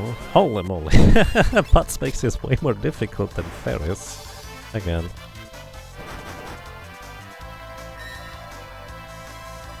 Oh, Geigers have 760 HP, not 750. I've always been wrong about that too. And yep, they absorb wind. Wow. Okay, another enemy that we will encounter where Butts has a disadvantage compared to Ferris. Wow, this is fascinating. How much Yug is in the moth? Not that much usually. It's usually before the moth. As in front of it. Hey Jeff, welcome. How are you doing today? How did the mime challenge go? You must have missed it. Yeah, we finished it. The mime challenge overall went decently fine, I would say. I ended up doing it relatively low level, which I think was level 41, to defeat the final boss, which that was a fight, let's put it this way. It wasn't particularly execution heavy or that difficult, but it was really tense, just because Grand Cross always had a 1 in 18 chance to kill me. So I never knew when that was gonna happen, if it was gonna happen.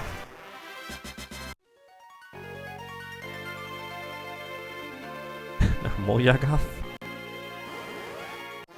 I guess I have a new character name for MMOs and stuff. Rip all those rods. Yep, we ripped all the rods apart. Well, not all of them, but most of them.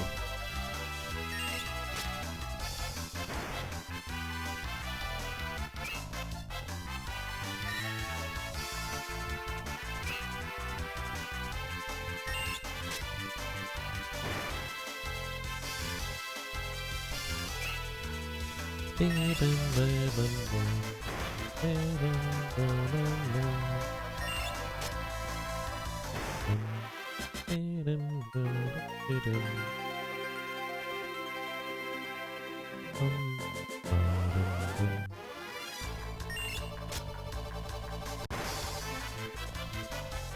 you actually had a nightmare that you removed the Yaga No and the Yaga Ga. It was very strange. That does sound very strange. Or the other way around, Yamovka? Maybe. Then again, that the Yaga would circumnavigate or encompass them off. Finisher always does 9,999. Finisher has a chance to deal 9,999. It also has a chance to do a critical strike, as in double damage ignoring defense. And it has a chance to... oh, it can deal double damage.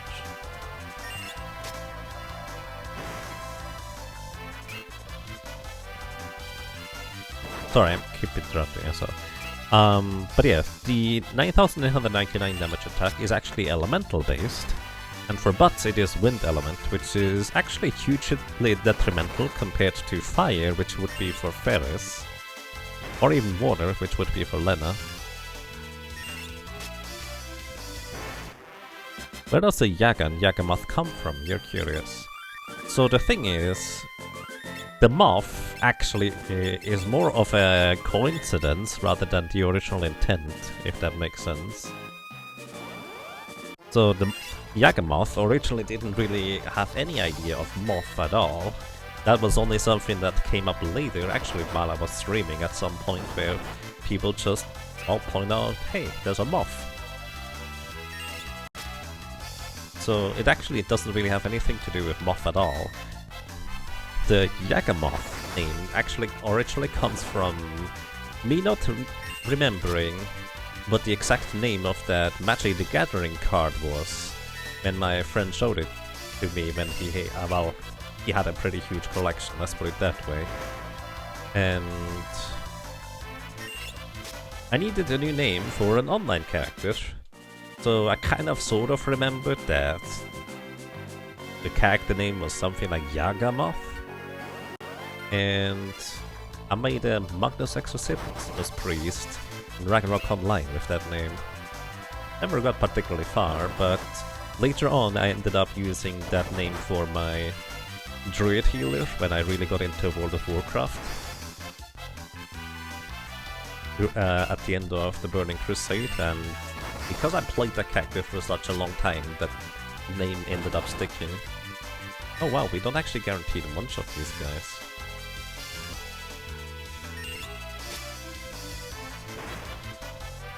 We have 96 HP if I'm not mistaken. Yeah, it's like Yawgmoth. So that's the original intent, but Yagamoth is now me. There is another Yagamoth in World of Warcraft 2, a Death Knight, that also seems to do streaming and PvP sometimes. That's not me. That name actually came up later, because when checking the armory, no such name was available aside from mine until a fair bit later into Wrath of the Lich King. Yeah, back row, but I just figured we should deal enough damage to one-shot the wolves reliably anyways. But the low roll is just slightly too low. Very slightly too low.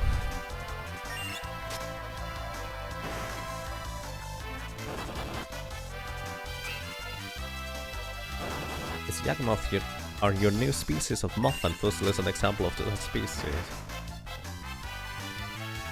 I haven't really thought about it that much. Fussel is basically the result of me asking Chaz,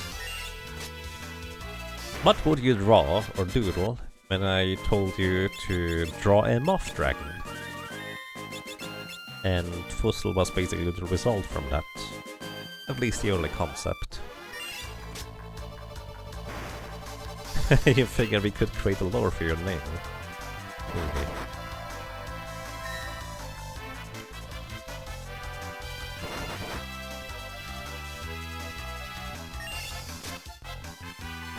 Pretty nice, yeah.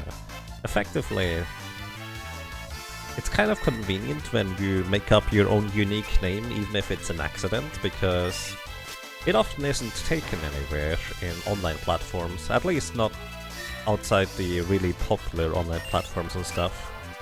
Like Twitter and YouTube, I have Don Yagamoth rather than just Yagamoth.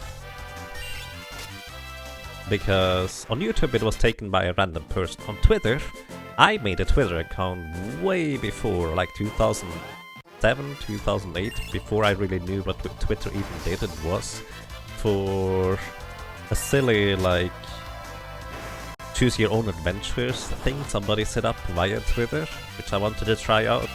And of course I didn't really have my login data anymore, so I just made a new account there.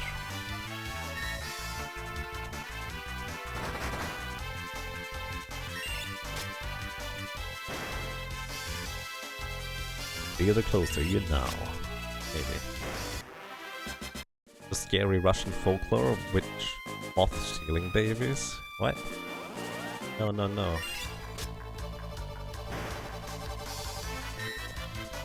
That is my predecessor, because the Baba comes before the Yaga. But I am free and removed of the Baba, you see, so there's no Baba in the Yaga.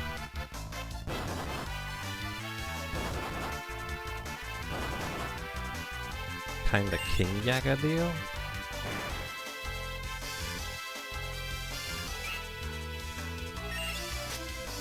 Not sure I understand that one.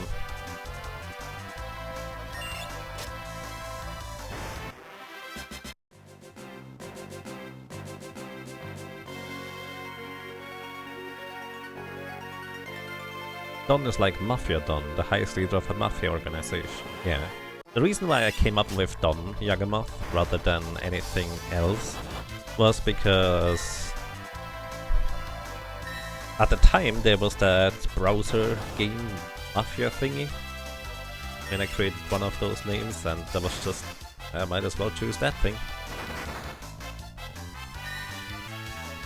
Ryu Yagamoth? I see. Yeah, that's an interesting one. Not my creation, though. I might have spawned the Ryu Yagamoth, but it's not my creation. Does that make sense? I don't know. What level am I? 17. Trying to think. I can't use the finisher against Ifrit or Biblos, because I'm pretty sure both of those are immune to it. Actually, the next 3 bosses are immune, if I'm not mistaken.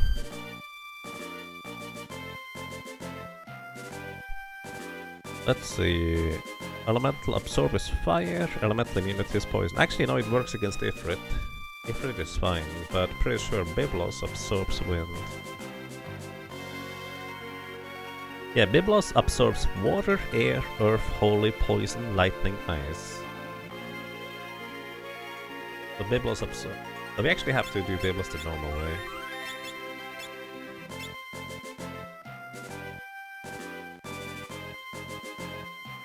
Put on impression of Ryu. Oh, the RPG limit break thing. I figured Don was because your name is Donatello and you were actually a Ninja Turtle. No, but Donatello was my favorite Ninja Turtle. Well, still is, really. I like sticks.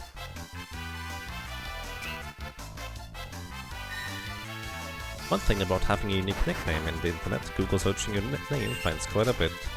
Right, I've never actually done that. Suppose maybe I could try once in a while.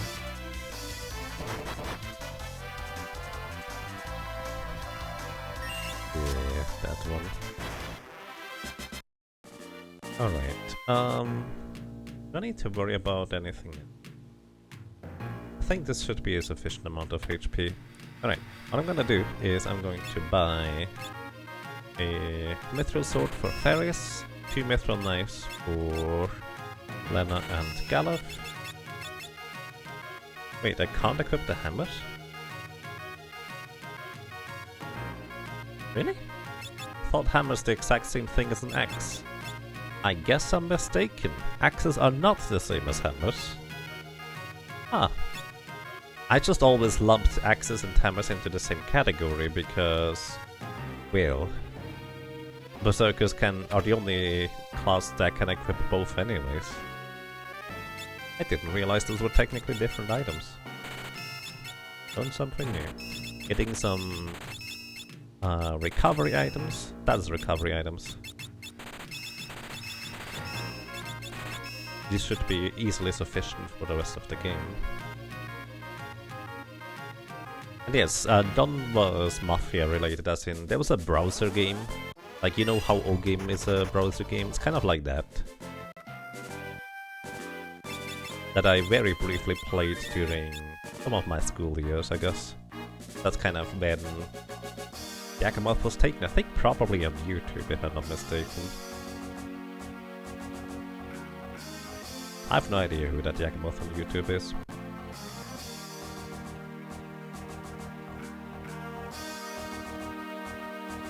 Etymology, I suppose.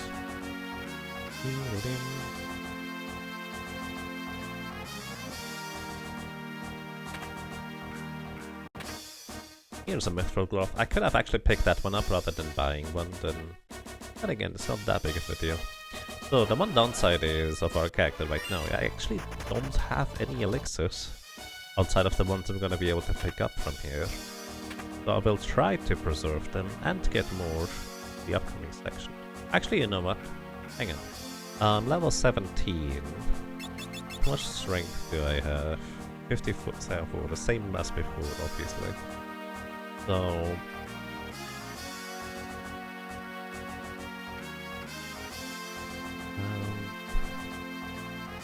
mithril knives have 23 attack. It's 34 for the guarded dagger, if I'm not mistaken. Level 17. 17 is actually quite fine. 17 gives me 2 additional attack multipliers. So... that's basically as good as it gets for efficiency.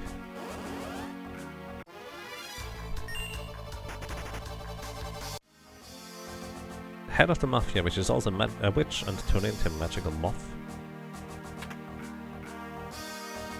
Magical moth dragon.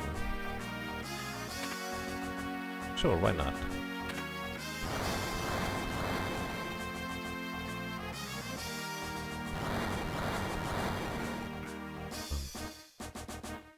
There's a phoenix down in this chest. 500 gold, I guess, pretty easy.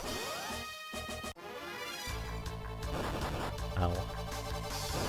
But yeah, I think I can't really see a way of getting past Soul Cannon without farming for a Angel Ring anyways. Well, there is a way. 2 ways, in fact. One is just getting stupid lucky via resisting the attacks. Actually, 3 ways. Resisting the attack with a very low probability with the plumed hat and the elf cape. There's a 10% chance to resist the launcher attacks. There's many. Then the other one is farming 700 ability points to 2-shot them, which still requires luck in order to resist these attacks.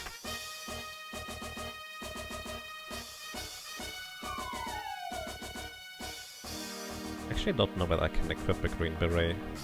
It is medium armor. I believe a knight cannot equip the green beret. Let's see about the gladiator. Nope, we cannot equip it either. Good to know. Either way, one is just getting stupid lucky. The second one is just punching through despite having the aging status effect anyways.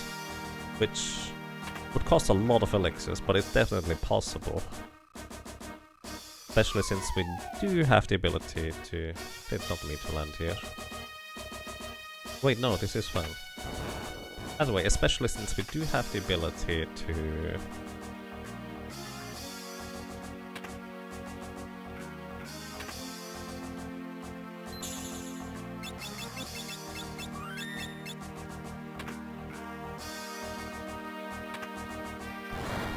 to lose my thoughts is an ability I have. No, that's not what I mean to say.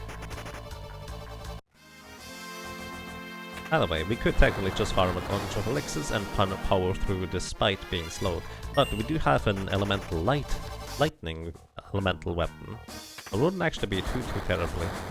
But actually we could even use a trident instead of the sword. I don't know which one is a stronger weapon.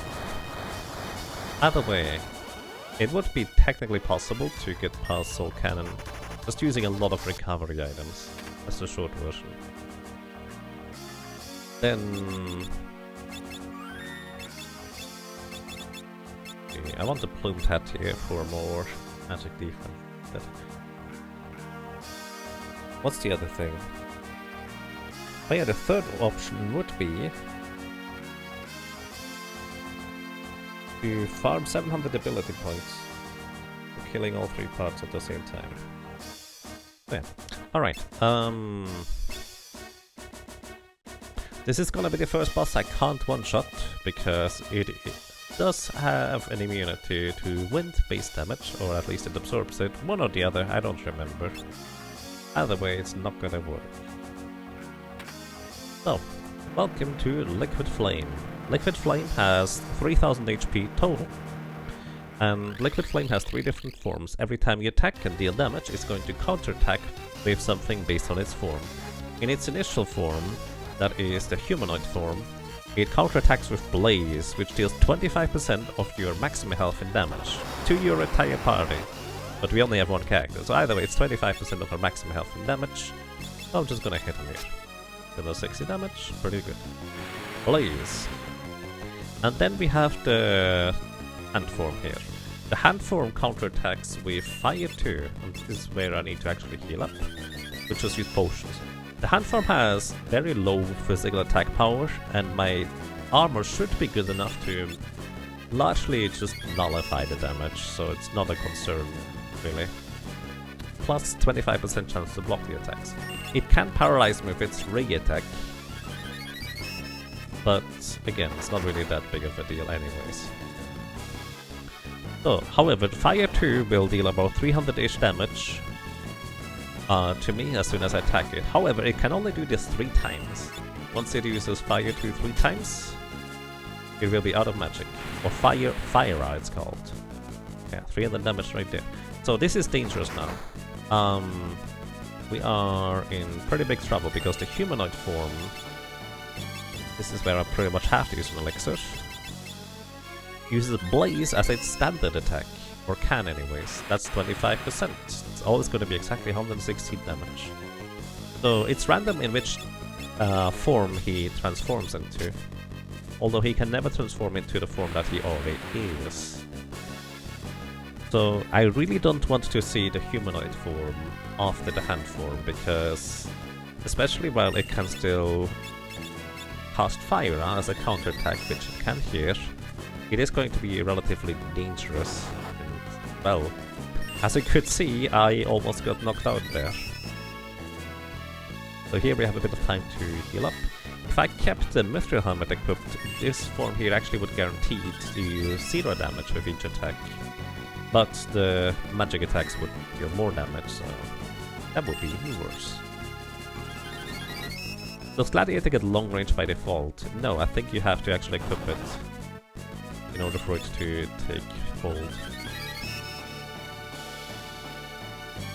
So there's also a third form Liquid Flame has that I would like to see. Haven't seen yet. That is the Tornado form.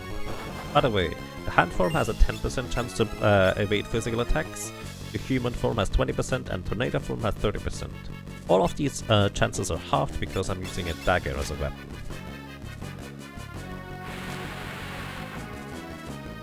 Wow, not getting lucky at all here.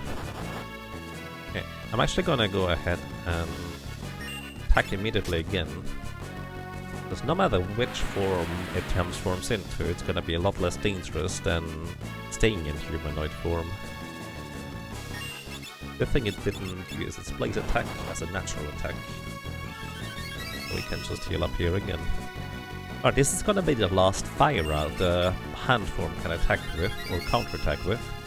So this is the last time it's gonna be dangerous. If we get unlucky again, and get the humanoid form again after the hand form here.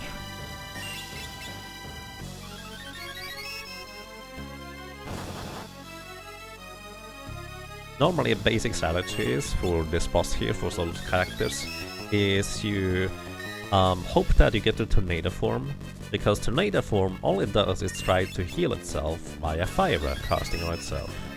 But it can only do so, I think, 5 times, then it's out of MP. So you can't just let it run out of MP, and every time the tornado form pops up then, you would effectively get a free heal, so to speak. Just get time to heal. Which, with heavy armor, you kind of get anyways on the hand form, even though it takes a bit longer in this case, because you occasionally get stuns too.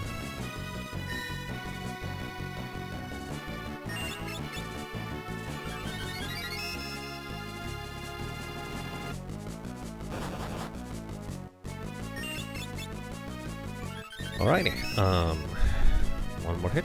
Please block this one. Didn't block it, that's fine. 40 damage. Fire. Lost fire. And humanoid again. Rush. Ooh, I'm not gonna survive a blaze this time. I'm gonna try and sneak by with a potion, hoping that we block the physical attack. We did not. He actually is gonna... I might die here because using an elixir takes a little bit of time, or battle time, and we are close enough in speed that he might just be too fast for me here. Nope, you're fine. Getting really unlucky with the patterns here.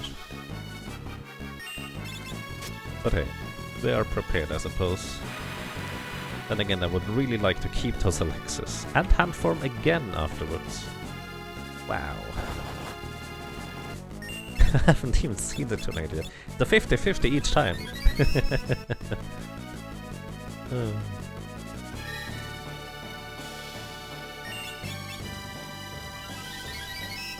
Use the eye drops to relieve his burning eyes. He will thank you and be your friend. Liquid flame. Maybe. Hey Kolthor, welcome. I hope you're doing well.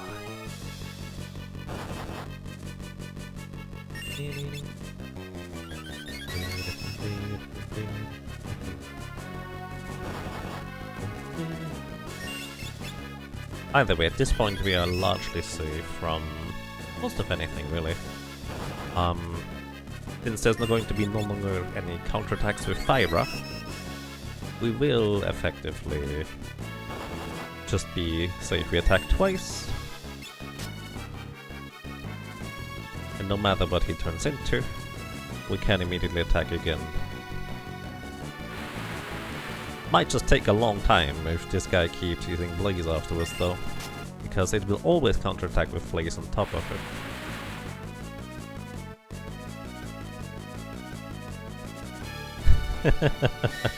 By the way, we need to defeat Liquid Flame in its Tornado form. This is gonna be really awkward, because the Tornado form is also gonna heal itself. Tornado form... so each one of the forms of Liquid Flame actually drops a separate item. I think the Humanoid form is a Fire Rod. I think the Hand form is a Fire Scroll. And the Tornado form is the Fire Bow. And we want the bow so we can actually use it against Biblos.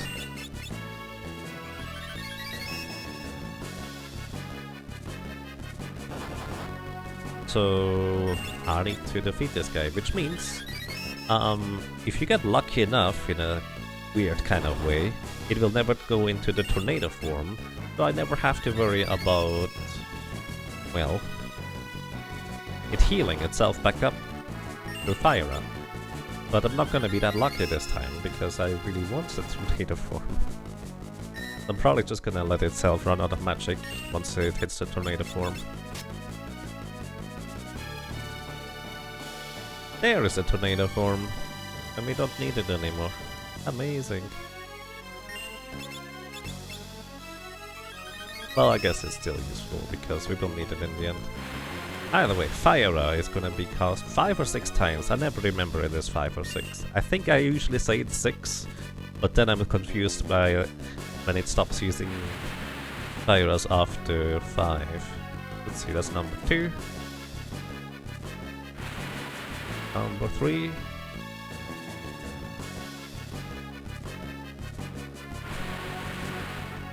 Number 4.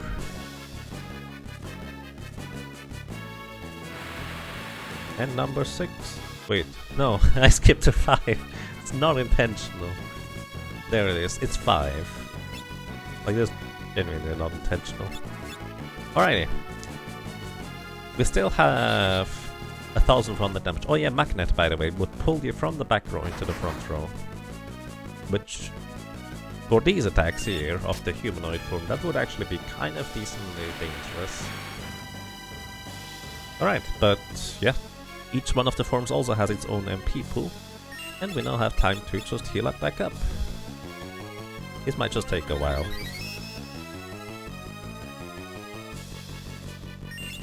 And yes, each section has its own MP pool. I kinda forgot to mention that.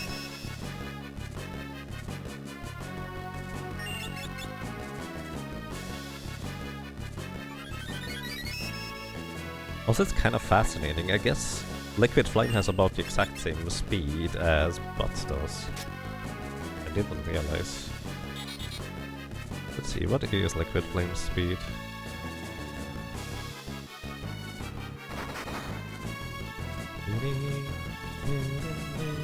Liquid Flame has 35 speed. Oh, the heavy armor slows me down, that's why. I was wondering, don't I have more speed than that? Yeah, but heavy armor. Every 16 equipment weight you effectively lose 1 speed.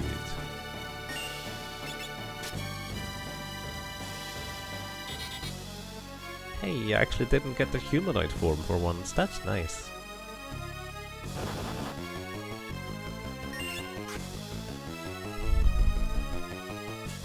So that's the first miss, which, that's pretty good luck, not missing until now. Then again, the hand form only has a 5% chance to dodge my attacks, so that's kind of unlikely. Alrighty, we dealt so far 2,670 damage.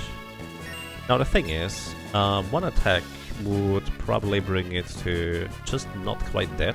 So but I'm hoping here... Wait, does Liquid Form have immunity? I think it's immune to wind, doesn't absorb it. Either way, I hope it doesn't absorb it, otherwise I'm gonna heal it probably. Either way, I'm hoping for the critical attack here from the finisher move. For the double damage. Oh, we got it, but we missed. That also actually answers the question from mine that I had, whether we could miss. Oh, nice, we got it. Sweet. Alrighty, victory, and we get the Flame Bow. This is the one weapon I wanted to have. Flame Bow is... Actually, I have no idea how much attack power it has. But it... has a 30% chance to miss. Not great. Usually when you have a hunter, use the aim command anyway, so you never miss. But, well, we don't have the aim command, but we can still equip the bows. Alrighty, used up 2 elixirs. A lot of elixirs used, honestly. Okay, I have time to heal here. Let me see real quick. Bows, by the way, are 2 hands, so I will need to... I won't be able to equip a shield that way around. Let's check. Is that the same? No, it is 31 attack damage. That's actually quite a lot. Not bad. But because of the 30% chance to miss, maybe not that great anyways, plus I can't use a shield while equipping it.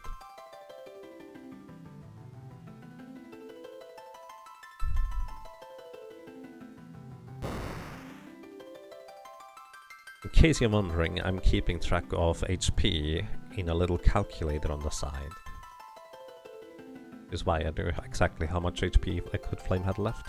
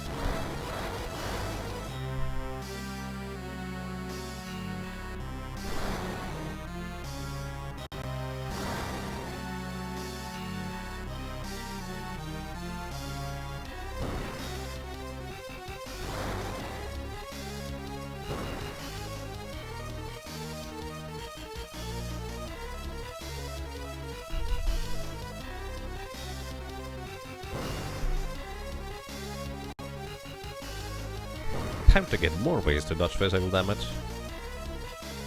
The funny thing is, if I were to be able to get a flame ring early, I could heal myself for a pretty substantial amount by hitting myself with the flame bow. You know, I kind of understand how you hit yourself with a dagger or with a sword or something like that, but hitting yourself with a flame bow, I feel like that's really awkward to do. Like, do you just shoot straight up? You shoot to the sky. That's very difficult to do.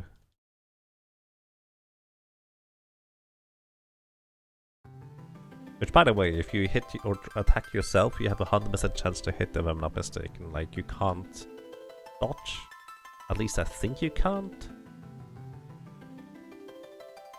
Not entirely sure. Alrighty, we have 10 minutes in order to run outside of here. Not really 10 minutes, I think it's less than that. More than that, technically. Because sometimes stops the timer briefly. Either way, during this time, I would like to go and get as many elixirs out of here as possible. That would be great. So, you know what I'm gonna do? I'm gonna go into the back row. Actually equip the flame bow here.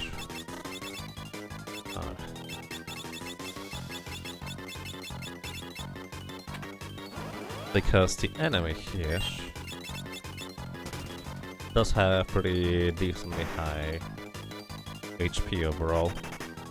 But with a flame bow we should deal enough damage. And the wild nags always run away when they are the last enemy remaining in the battle. There's a ribbon on the left side and some ninja weapon throwing thing on the right side. Might be a shuriken. I never remember what the ninja stuff is. We cannot use either anyways. Go away.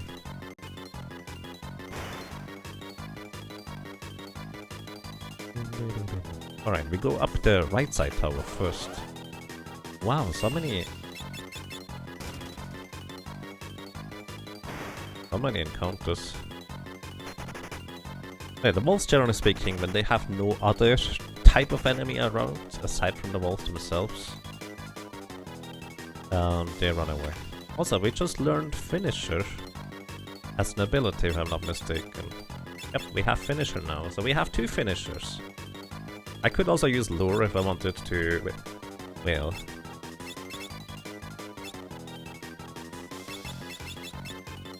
I wanted to get into even more random encounters, but I'd like not, thank you. 420 Blaze it. Actually true, isn't it? Either way, the main reason I wanted a bow is for these encounters here. With the Sorcerer here, I really want to finish off the Sorcerer right away. Because if you don't, they have a chance to just straight up confuse you. Also, these Gygas enemies here, we miss. They actually hit pretty hard. They can use Wind or Era as an attack, that is basically a Wind level 2 spell. They have 760 HP, so 2 attacks with that bow is just sufficient to knock them out. Plus, they have a chance to counterattack with Wind 1 on your entire party, which, not that much damage, but it's gonna add up if I need like 3 attacks in order to defeat them. You are supposed to run away, dude. Get out of here. Alrighty, and we get the Magos. Now, I'm gonna switch over to the Magos, which by the way is left hand in French. It's basically like a type of dagger that you equip in your left hand instead of a shield, or in conjunction with a shield, I'm actually not sure. But the idea is that it's kind of like a parry dagger, where you deflect enemy blows, and consequently, it does have a 1 in 4 chance to block enemy attacks. Pretty good. But I guess in combat here, I'm still going to want to use the flame bow instead. Against these guys anyways.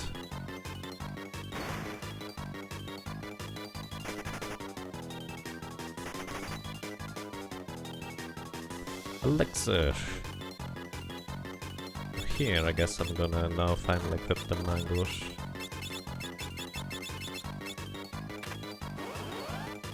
Either way, it's not just a strong weapon. Or it's not just nice for defensive purposes, like right there, 1 in 4 chance to block physical attacks on top of the shield. But on top of that, it also is currently the strongest weapon we have. Although it seems like it deals less damage than the bow. Do the bows... Oh, the bows probably have the same attack property. Ooh, that's not good. Oh, that's really not good. Please hope... I hope the walls hit me. Okay. Thankfully, they knocked me out of confusion. That would have been really bad if I hit myself in there. Alright, switch. I think the flame bow actually uses the same damage formula as the dagger, and consequently, we get an additional attack multiplier from it, which is why it actually deals more damage despite having less attack power. Yeah, I'm pretty sure... Here's the thing, oh no, actually, it does have more... Wait. Why did I read 31 attack power last time I was in this menu here? Did I just kind of look at the wrong number? No, you're correct. Bow does in fact have more base attack power. I'm wrong. You know what? Finish him. The critical hit is actually what I wanted, because these guys absorb wind element, so I would actually heal them for 9,999. But the critical hit just deals double damage. Well, that's really bad. Please hit me. Thank you. I were to deal 420 damage to myself, that would be pretty bad, to say the least.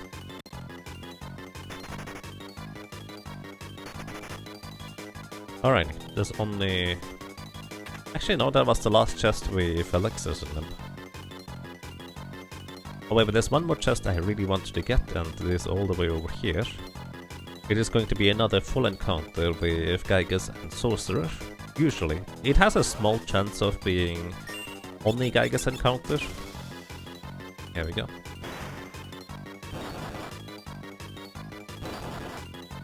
Oh yeah.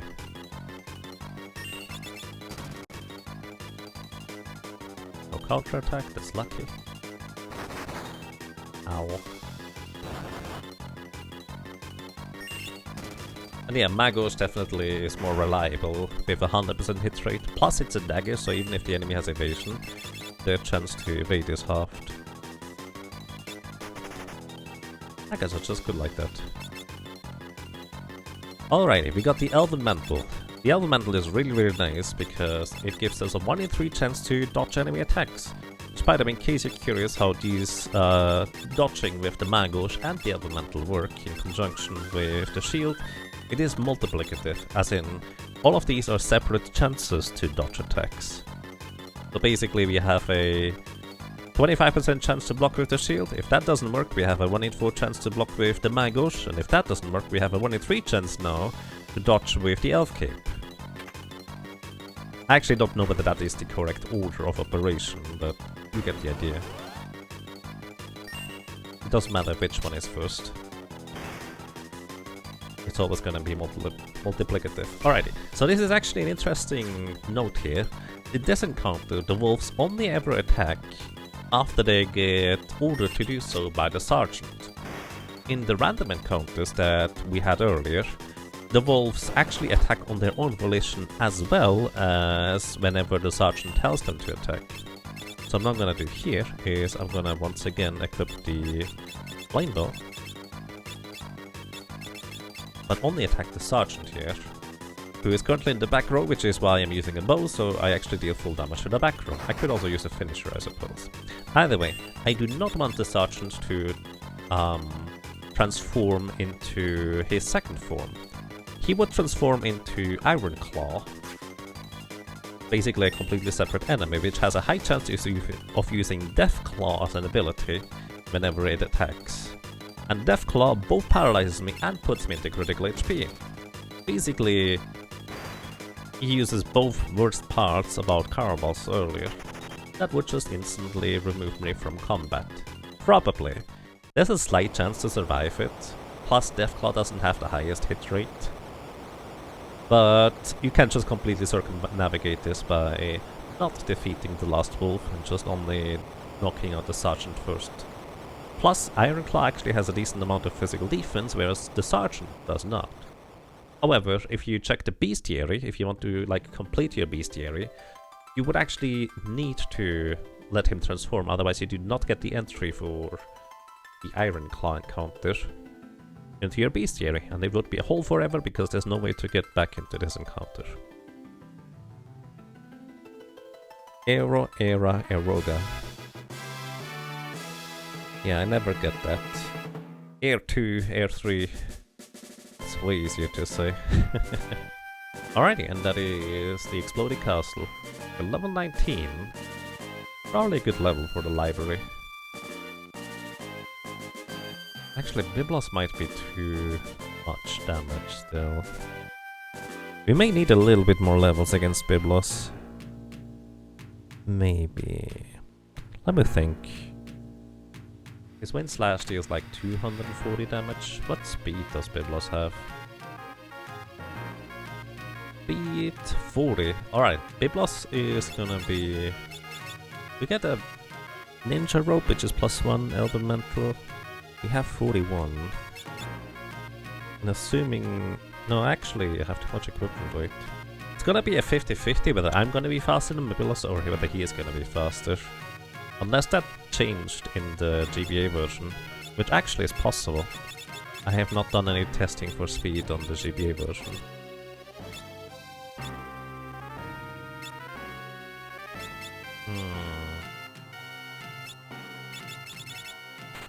Either way, I feel like it would be better to have a bit more maximum HP against Biblos.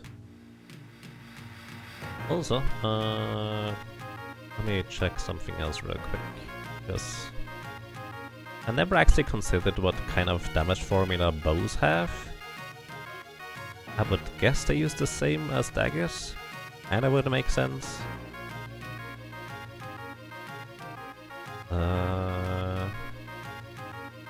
Here.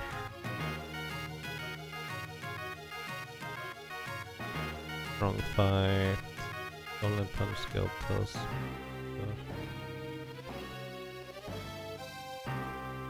Oh.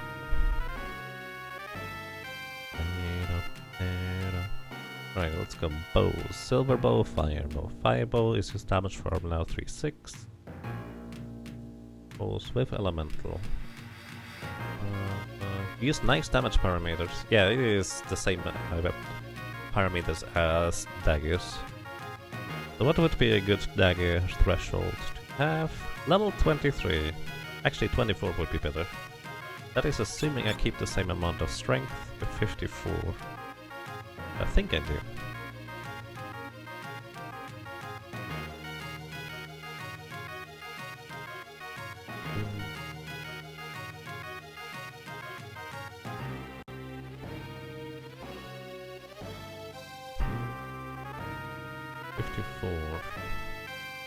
Yeah, I think I do. Level 24 would be a good threshold. Actually, I will have more agility. Right now I have 40 with the elemental. I will get one more, so I will have 41. Let me double check this. This is probably gonna change the number. Ah, no, 24 is actually perfect, because that is just before I lose the additional damage multiplier. Alright, level 24 is gonna be the goal here. And... hey, we can actually use the lower ability for once. I'm gonna use the Magush and the dagger because it's just more reliable. And the elemental for speed as well as evasion. Alright.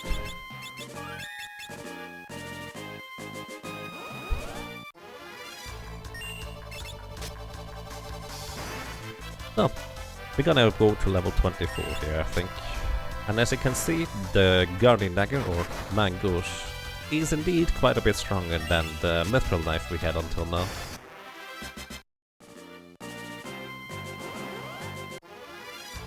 Are you playing pianos? I'm not usually. I mean, I could. In theory.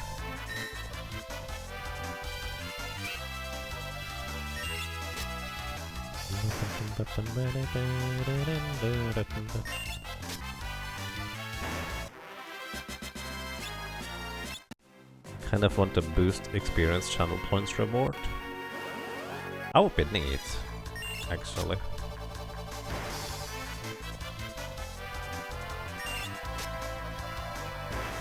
Transform your channel points 1-to-1 into the Rabbite experience.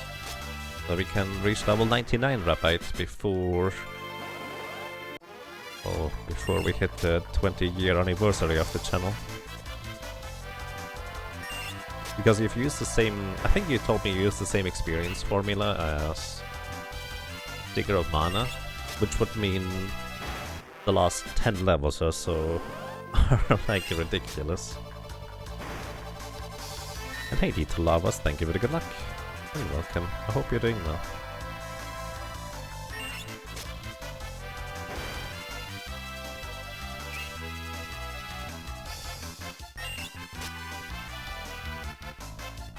These two enemies have 850 HP, so I'm actually... Nope. It has like 3 HP remaining or so. Let's see, 18 and 24? Basically, I just barely don't two-shot them. Want to feed 50 frogs to the Rabbite reward? No, not gonna happen. Frogs are friends, not food.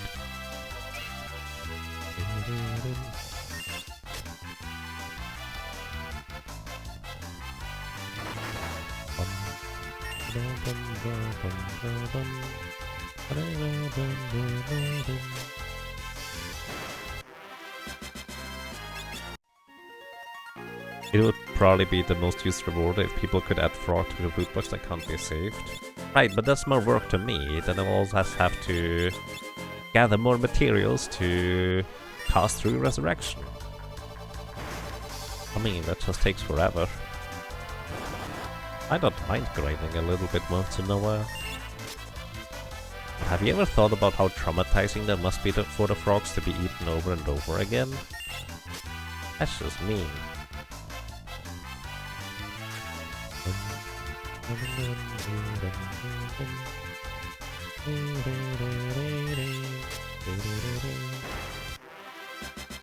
This is really awkward that the zoo just barely another two-shot.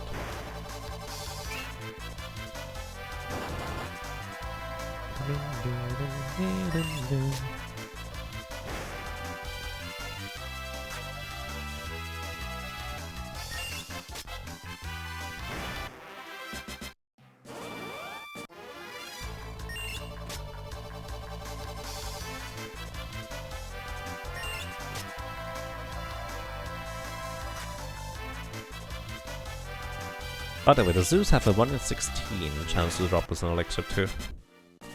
Would be nice to get some of them. Feeler, that's bad. So basically the feelers introduce the aging status effect, which is why we have grey hair now. So what aging status effect does on your character is it gradually reduces your strength, agility, magic power all the way down to 1. You actually keep your level as a player character. If you put the aging status on an enemy, they lose levels as well as stats. However, as a player you don't lose levels, you just lose agility, strength, magic power. Which means, because all the calculation for the damage is largely based on these 3 stats, for, well, basically any kind of attack you do, eventually you just deal very, very pitiful damage, as you can clearly tell. Which is also why it's such a big deal to not get the aging status effect when fighting Soul Cannon. Soul Cannon has 2 launchers on its back that have a very high probability of hitting you with their launcher attack. And if you get hit by that launcher attack, well, you just take half your current health damage, which you just can heal it back up. It's not that big of a deal. The big deal about it is really the status effect for aging, because, well, unless you invest a ridiculous amount of elixirs into healing yourself up again and again and again to not die to Soul Cannon, also you're super slow because you have 1 agility, you will not defeat that boss anytime soon. So immunity to aging status effect to the launchers is really important, or being able to defeat the launchers before they can inflict that on you, which as a gladiator we don't really have a good opportunity for that. With bots specifically, at least with Ferris, what we could do is we could hope for 2 consecutive one-shots in a row on the launchers with the finisher move, but bots uses wind element. The launchers are immune to wind element, so it just straight up doesn't work. Is not immune to aging. Not all of the parts, some of them are. Also fun fact, if you use the aging status effect through level 2 ult, you actually completely bypass the immunity of whether an enemy is immune to aging status effect or not. And I believe one of the parts of Neo X-Dev is not immune to aging. I'm not sure which one. I know that the magic casting part is an even level, so level 2 ult actually does affect it.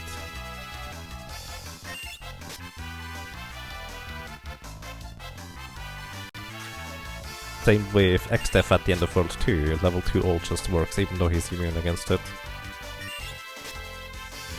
That very rare occasion where the instance of wind immunity is relevant, yep. Ferris would have been so much more powerful in this challenge run than bots. It's actually kind of fascinating. I didn't even consider it beforehand whether there would be a strategic advantage or disadvantage. Well, that's not true. I didn't precisely consider what the advantage and disadvantages would be of choosing bots over Ferris in a solo challenge run. I just let people choose whether they would like to see bots or Ferris in this case. I wonder whether Galuf actually works as a gladiator. Would be kind of fun to just one-shot Gilgamesh in the prison. And yeah, there's a surprising amount of bosses that are immune or absorb wind as an element. Quite fascinating.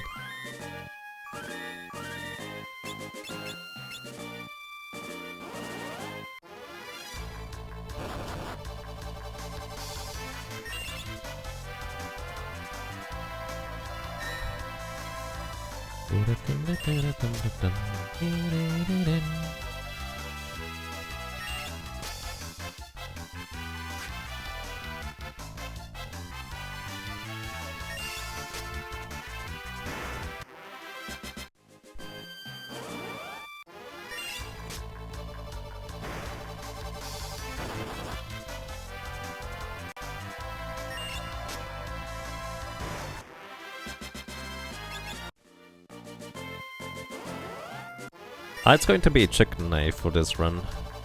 If I wanted Brave Blade, I would have had to not run away from any encounters, which I did. I have run away from quite a few encounters. The reason why I decided against the Brave Blade run is because I wanted to get this run done before Bravely Default 2 comes out. Hey Metric, hello, how are you doing today? How many are immune / absorb water? Let's see. According to my spreadsheet, which may or may not be accurate, Liquid Flame is immune to water, Ifrit is weak to water, Biblos absorbs water as an element, Crayclaw absorbs water as an element, Soul Cannon apparently actually is also immune to water. I didn't realize that. So Lena wouldn't quite work here. Archaea's last form is immune. Wait, actually no. The last form is... you can hit water skulls, can't you? One of the oddities about it.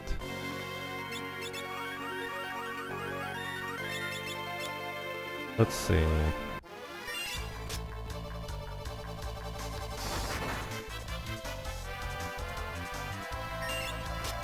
Medigene is immune to water, or may even absorb it.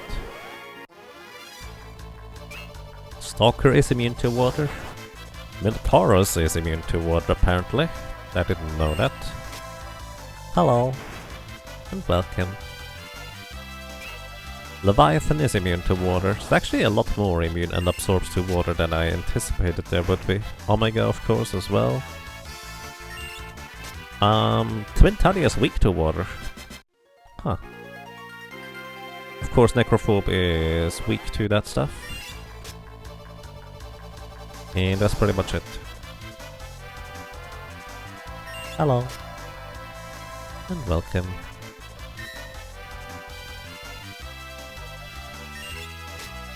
Hello. And welcome. Also, I need to make sure I don't get to level 25, because level 25 would have two problems. One, in the library, there are encounters that hit you with level 5 Doom. Level 5 means that if your level is divisible by 5, you will get hit by that attack. There's no way resisting it. And Doom is an instant death. Which, well, we have no way of resisting that. That's the one part which would be bad as to hitting level 25 instead of 24. And the other part would be... I actually would deal less damage at level 25 than I would deal at level 24. Ooh, 2-shot. Lucky. Because of how the dagger formula works in weird ways. Hello. Hello.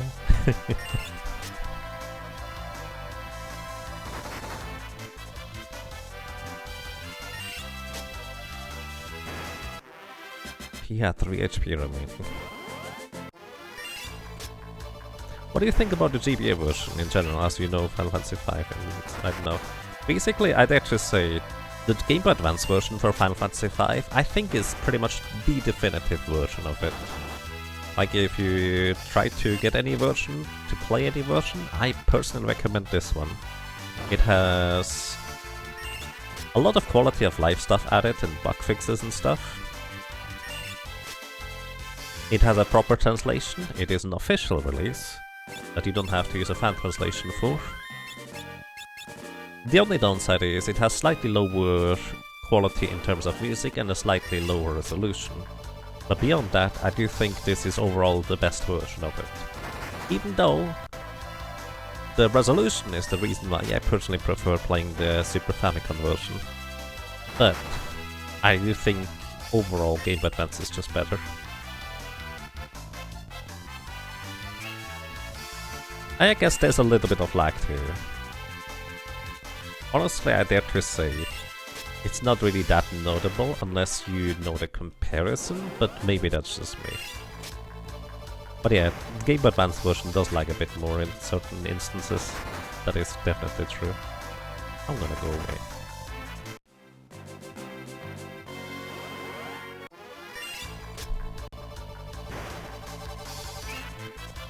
Summon Shiva or cast Holy, no, we can't notice that. That's fair. Or also Grand Cross. Actually, generally speaking, probably the entirety of the Neo X-Death fight is likely quite laggy, isn't it? Now that you mention it, I do remember that, and I do know this. Still, I don't think it's that big of a deal, but it is definitely worth noting.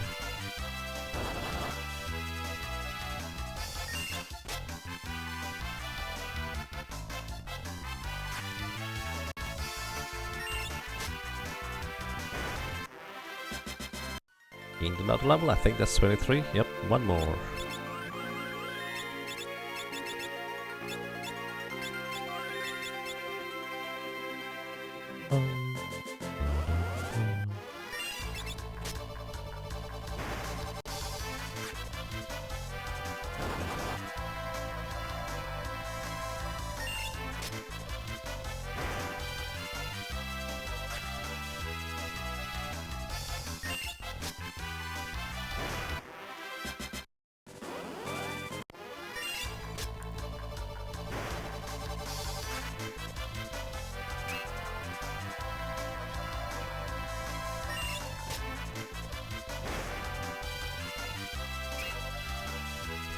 They did not fix the knife's damage formula in the Game Boy Advance version.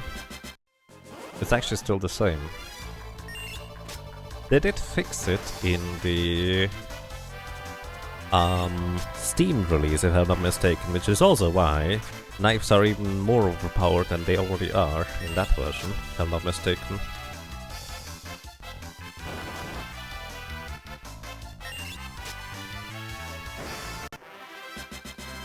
Hey, another elixir, that's lucky.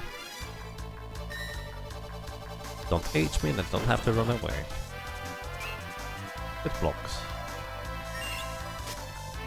Let's see, what's the probability of dodging these attacks? Or supposedly, what's the chance of getting hit? So that's a 3 and 4 for the Guardian Dagger. It is a times 2 divided by 3 for the Elf Cape, and times 3 divided by 4 for the Mithril Shield. So we currently have a 62.5% chance of blocking physical attacks, so well over a coin flip. It's actually more likely we block or dodge the attack rather than getting hit at all. And hey Riser, welcome! Hope you're doing well. Assuming everything has been pretty smooth so far with Gladiator. Well, Harboss knocked us out once. And Siren also knocked us out once. We've gotten really unlucky with the initial finisher procs. And now we can't use them against Biblos, so... Fairies would have been better, but people chose Butts, so we go with Butts. I mean, it's not gonna be bad anyways, we still have the elemental advantage against Biblos, which is a huge deal.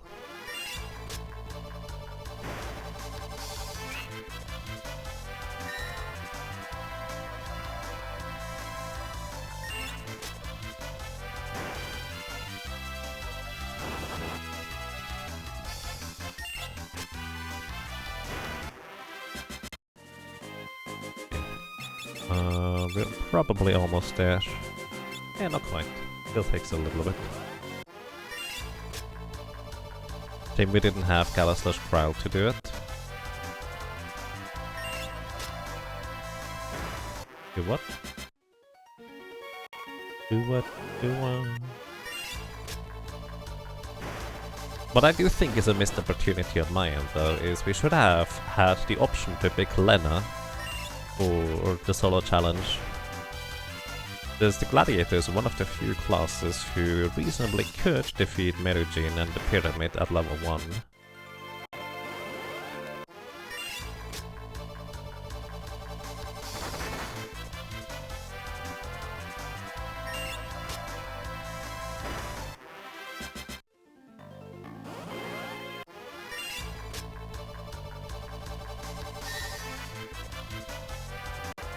And hey, Tasty Beer TV, welcome! How are you doing today? Thank you for the good luck, I can definitely use that.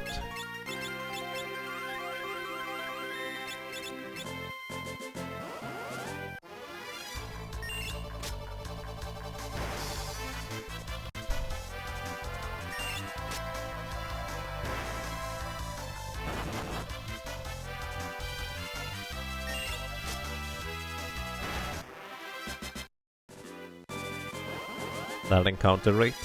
Yeah, actually, Gladiator has a strange ability here that allows us to increase the encounter rate.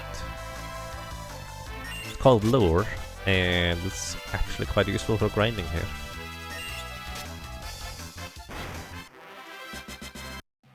And we have level 24. Let's unequip Lure. So we really shouldn't have that equipped anymore. Magos, Mithril Shield. Elemental. Let's go. Have you ever done a 4-job Fiesta run with advanced jobs? A 4-job Fiesta? Yes, once.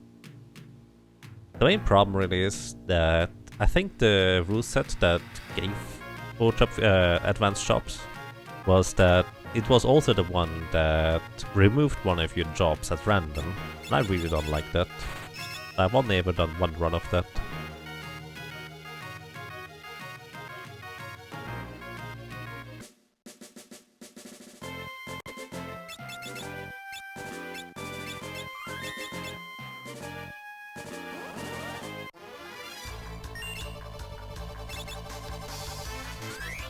Zing! What level are we? Level 2. So right now, our probability of getting an elemental attack is a 6 out of 16, or, in other words, a 3 in 8. Not bad.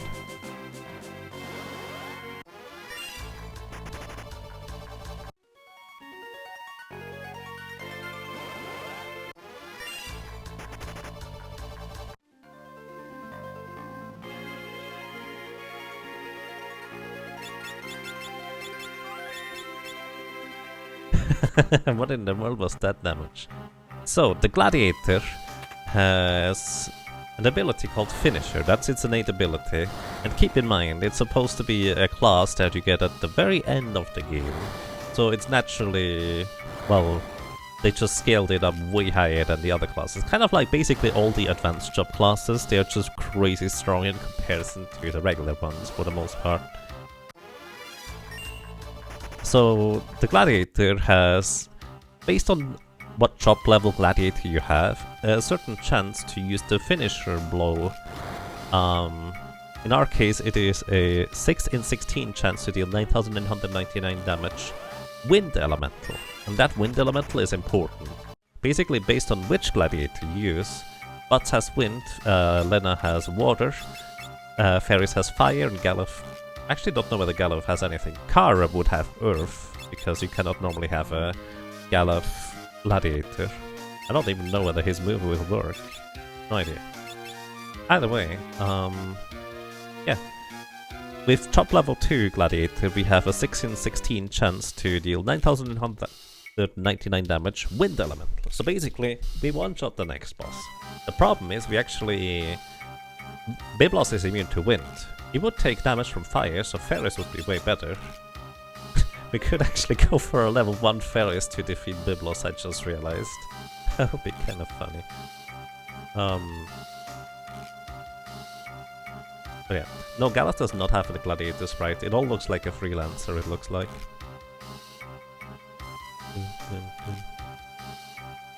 So, yeah.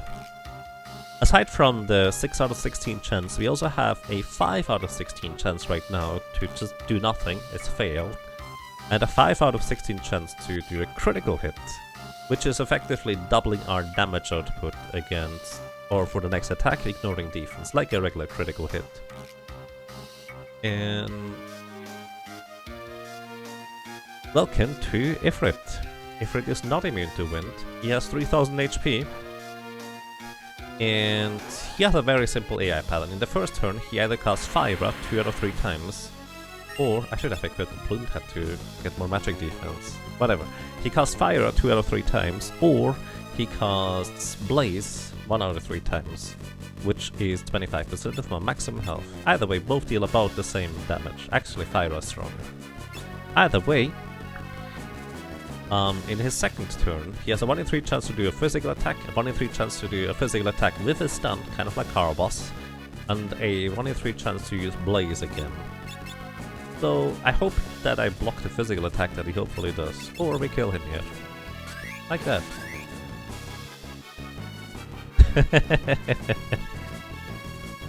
Yep. That's a Gladiator. All the way powered up. But yeah, I just realized it would be more efficient to do a level 3, well, could be level 1, Paris Gladiator against Biblos. That would be more efficient, and it would still technically be solo Gladiator.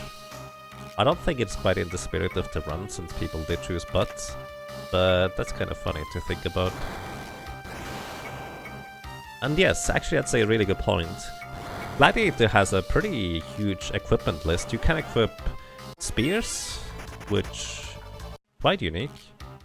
you can equip swords as well as knight swords, which is kind of a big deal. You can equip bows, which is also kind of a big deal. And daggers, as well as axes, which axes are also kind of a big deal.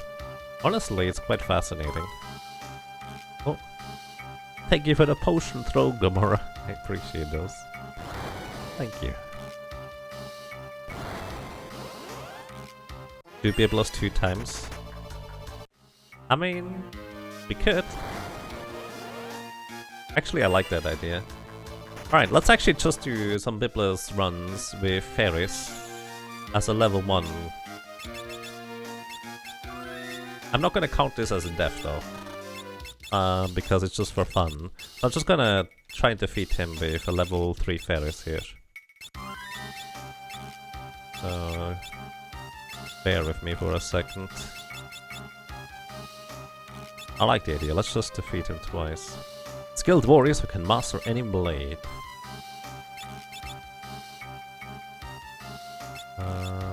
Unequip all. Unequip all. Optimize for elemental for dodge chance. Wound hat for, I guess, resist. Magosh for block. And Mithril for block. And but you get the flame bow so you can knock yourself out. And I wanna get into the encounter real quick.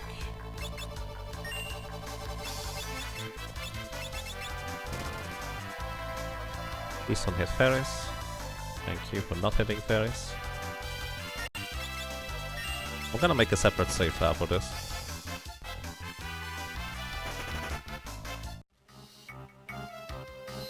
Again, this is for fun. I'm not gonna count this against deaths here. Empty save file right there. Alright, let's see. It's gonna be great. Alright, we only have a 4 in 16, as in a 1 in 4, 25% chance to one-shot Biblos here. We get like 1 opportunity probably. Critical hit. And he uses Protect. Good block, fairies. We get another chance here. Boom. Fairies just one-shots him, why not? Alright. Reset. Boom. Roasted. He didn't even say his lines. That's actually a good point, he didn't. Alright, let's go back to the actual attempts here. It's so silly that level 3 fairies is better than bots at level 24 in this instance. Actually, she would even be better against Soul Cannon. That's the crazy part, because fairies could in fact kill Soul Cannon as well, the same way.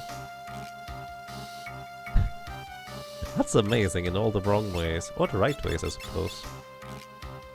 Alright, let's get you the ninja suit for some speed, a plumed hat for more magic evasion. Yeah, I guess that's as much stuff as you get.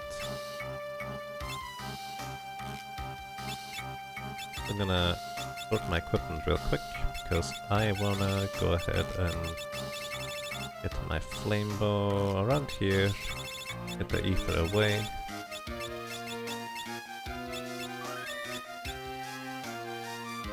Lesson of the day, fire is greater than wind, apparently.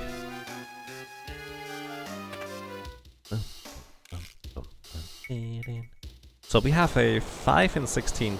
Actually, fun fact, it would technically be better to be 1 chop level lower with bots right now. Because we would get a 6 in 16 chance to do the critical hit if I wanted to open up with that. Which I kinda do. I'm gonna wait until Biblos attacks so I have the highest possible chance to block the attack. Nice crit. Holy cow! That's a really good crit right there. Wow. Oh, that's really not good. That's really not good. I'm gonna deal like 400 damage to myself. And he's slowing me on top of it. Oh. Oh, that's not good at all. And now my level is halved. Yeah, Biblos is super mean if you don't get to defeat him quickly. Alright, I think my best option is to just try for the critical hit again. 5 in 16 chance. How much damage was that? 2000?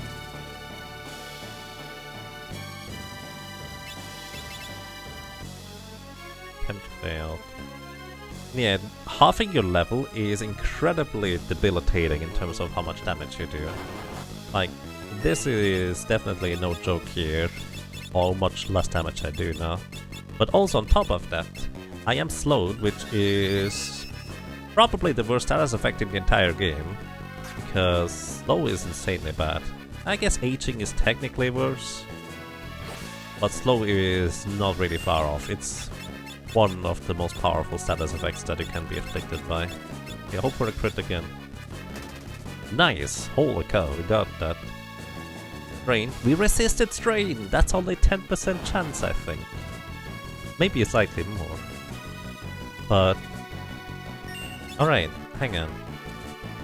That was 2000 and 1300. He only has 3600 HP, which means he has 300 HP left. As long as we deal 300 damage, we win. If we don't miss. He has like a 20% chance evasion, and we have a 30% chance to miss on top of it. So, chances are we will hit sometime. Oh, don't miss, please. And we're dead, unless he hits me with a physical attack here. He hit me with a physical attack. Now we need to dodge. We need to dodge again, I think. Or maybe we get to heal before. Oh!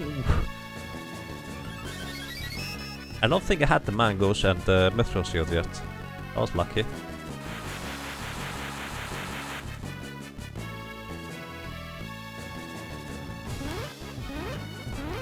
Yeah. Thankfully, the confusion did reset the ATB, otherwise I would have knocked myself out right there. Probably. Are we hit? First try! But as you can see, the fire-based bow is crazy good. He could have cast Protect on himself, which would reduce all the damage I deal by half. It's only a 1 in 3 chance for him to do that as a counterattack each time though. But yeah, we've got... That was pretty good luck, alright. It was really bad luck that he immediately hit Discord and slow. But beyond that, we got really lucky. Alrighty. Nice. Very nice, in fact. Kinda wish I planned out on how to get past Soul Cannon though. I didn't yet. Yet this was way easier with 21 levels fewer. Yep. And it's gonna be the same difference with Ferris against Soul Cannon. If only we didn't deal wind elemental damage. If only we didn't deal wind elemental damage.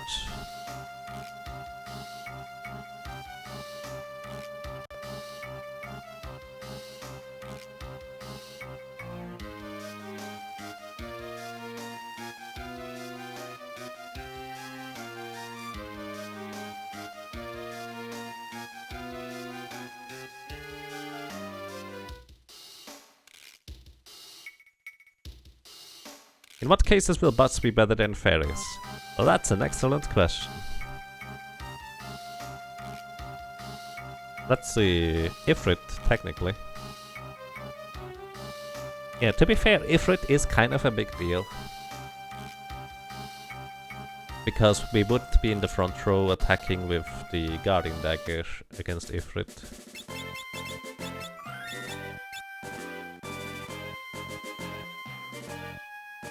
Have you seen us play the game Yaga? Oh! Yeah, actually, I got that game gifted by Bregan.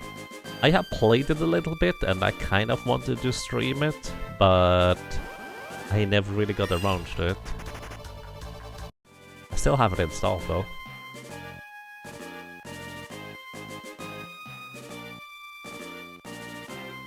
And yes, Coral Sword, and there's a Trident as well.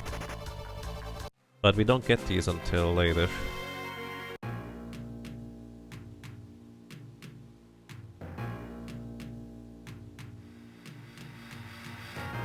Plus we get elemental bows anyways, worst case scenario.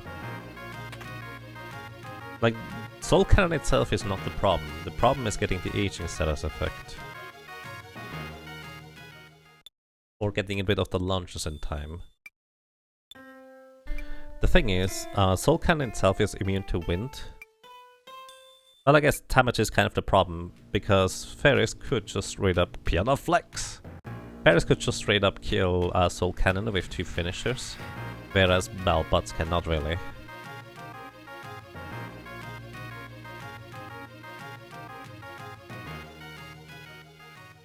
Yeah, have you played Yaga? The game Yaga on Steam? Or wherever you might be playing it? And if so, you like that?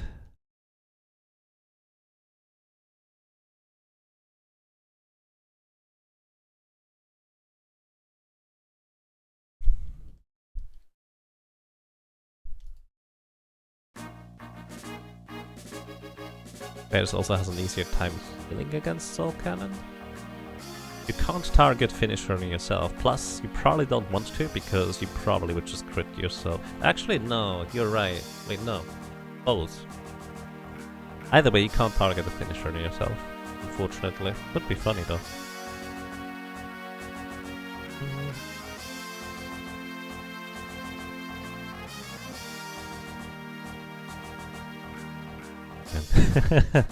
Fair enough, Dark Paladin.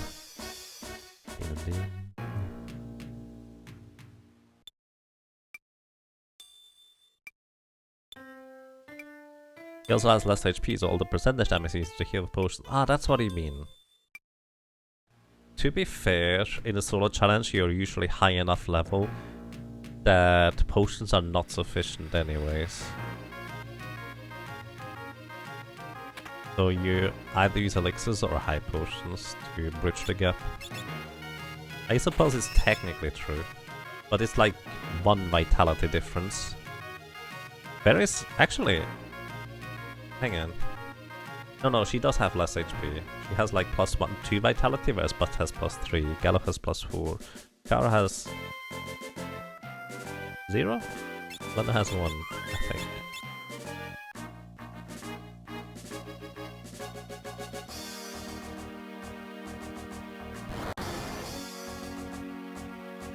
So if that is Sid and his child is Mid, would Mid name their child Kid? Maybe.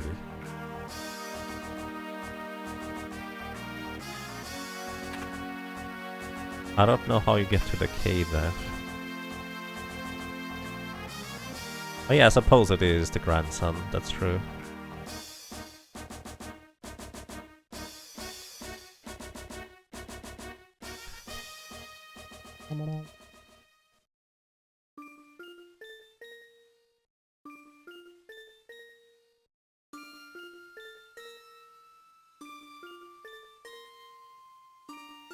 Oh dear. I need to try and go to bed later today. Like, I'm not joking, because I went to bed yesterday at like 8 PM. I woke up again at around 4 or 5. And I'm already starting to get tired again. That's annoying. Also kind of weird for me.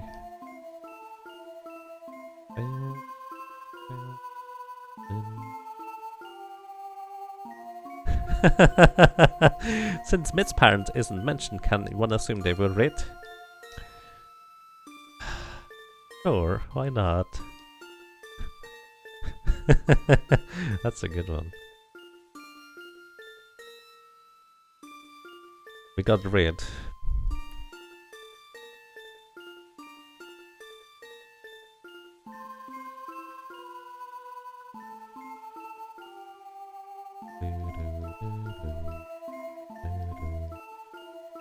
I should put a lid on this topic.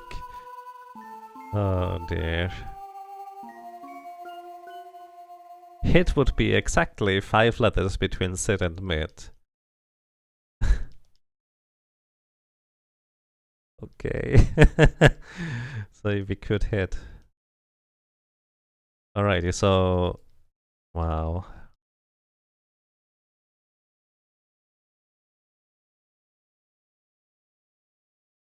What would Mid's grandchild be then, if you just kind of extend the line from Sid to M, and then that many letters again to whatever you land on?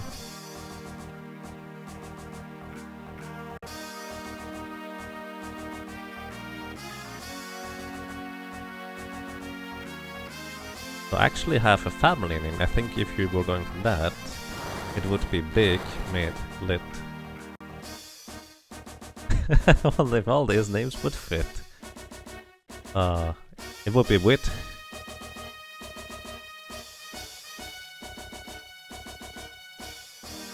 That's weird. And then we all fell into the pit. Safe pit.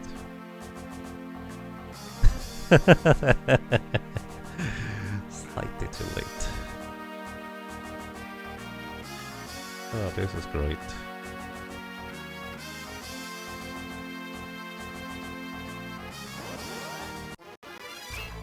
Bonk. Oh yeah, I never actually equipped you guys with the appropriate weapons. So you get the mithril sword because you otherwise can't deal enough damage to yourself. And you get a mithril dagger.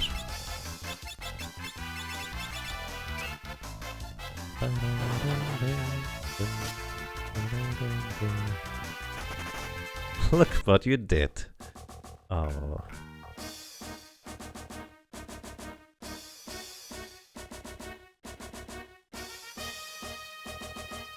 Oh, dude.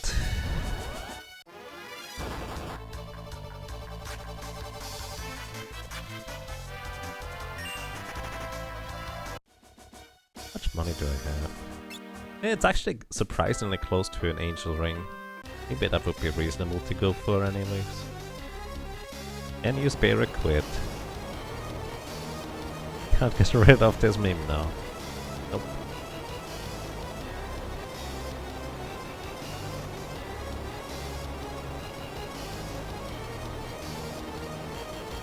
The funny thing is, if you were to like replace the first letter with an A, you actually also get a word.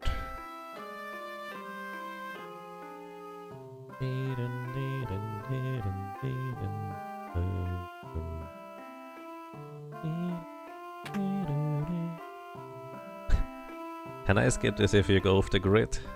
Maybe. Alrighty, so we could get a frost and a thunderbow here. I don't think we can get any frost elemental damage aside from getting the frostbow. However, we can get something aside from the thunderbow instead. So, in fact, I probably should go by and grab that real quick.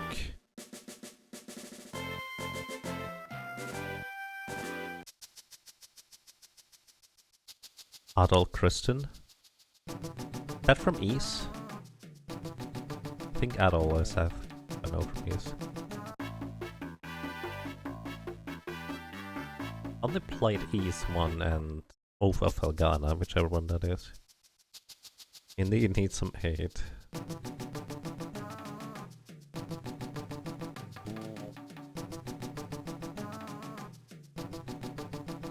Ships in RPGs almost never see ambushes or breakage.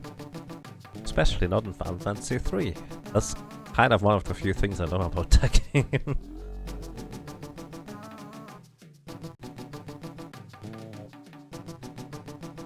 Adol literally crushes a boat in every game except 9. In fact, in 4 he wrecks 3. Wait, he wrecked 1 in 1?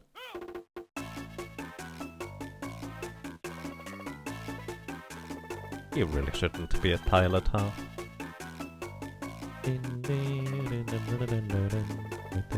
Actually, in Final Fantasy 1, you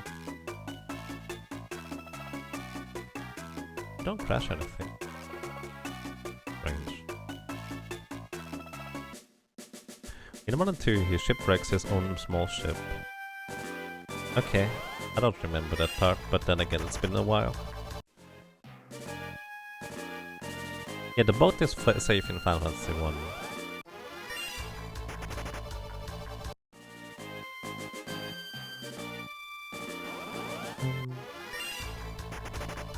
Bio soldiers. Oh yeah, we can get the Doom Scythe now.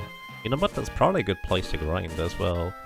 Get a Doom Sickle before I grind for the money and the walls, because I want that Doom Scythe. Since we can get that. I could also get a... Wait. Bio soldier. Is that a steal or is it a drop? Battle Axe and Warhammer are steals. Oh, they drop an antidote. I thought there was a Bio Axe or something like that. Alrighty. So here we have an Ogre Killer. Axe effective against giants, can be used two-handed. I don't think effective against giants ever does anything. Correct me if I'm wrong. Please. Either way, we have a Coral Sword, which is actually lightning element, despite saying coral, which sounds more like water. But yeah, it's actually pretty good. But also Trident is similarly really strong. Silver Bow is interesting because I think it has a slight chance to critically hit. But beyond that, it's just a bow with neutral damage rather than elemental, which I think is actually weaker than the Fire Bow if I'm not mistaken. Either way, I don't know whether it's better to use a Trident or it's better to use a Coral Sword. The Trident is actually very slightly better. So as a matter of fact, there is a reason to use a Trident. It was even cheaper. Well, because I didn't know that beforehand, I guess it was more expensive because I bought both anyways. Either way, turns out our lightning-based weapon is gonna be the Trident for now. That's nice. Trident's specialty is that if you jump with them with a Dragoon, they deal double damage on landing, which is nice. Also, by the way, jumps never miss, which is pretty neat. But yeah, beyond that, I guess we're gonna use a Trident for once. That's neat. I like that. They have attack power as Frost and Flame Bow too. Alrighty, anything else? Not really. Maybe some armor. We already have the ninja suit. Unequip the green beret. Right. Wait. Maybe I want to get the Mage Masher. A Mage Masher is a weapon or a dagger that has a 1 in 4 chance to proc silence when you attack an enemy. Worth noting that until... No, actually I'm literally not going to use that thing in this one. Because the GBA version is slightly different for how Gilgamesh on the Bridge works, because it doesn't work on Gilgamesh on the Bridge. So Gladiator, lots of weapon variety. What's your rule on finisher? Well, use it whenever it's useful, or... So here's the thing, I might be not using finisher move if there's a more interesting way of getting or defeating an enemy. But if it's literally just, well, hope that you deal enough damage before the enemy beats you, I'm gonna use the finisher instead. If I can, because the element is a problem sometimes. And yes, we fought Biblos twice for fun. Ferris just one-shot Biblos, but because Ferris is not our main character, I decided, oh, I'll just reset.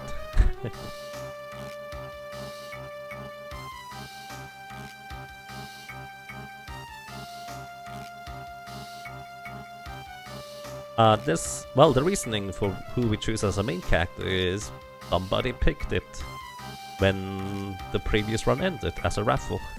So basically at the end of the previous runs, I just have a raffle, and people join the raffle, and whoever is the winner tells me which character we pick, whether it's Spots or Ferris. Although in this case, Lena should have actually been a valid option too. It's a kind of a little bit of a missed opportunity there, but oh well.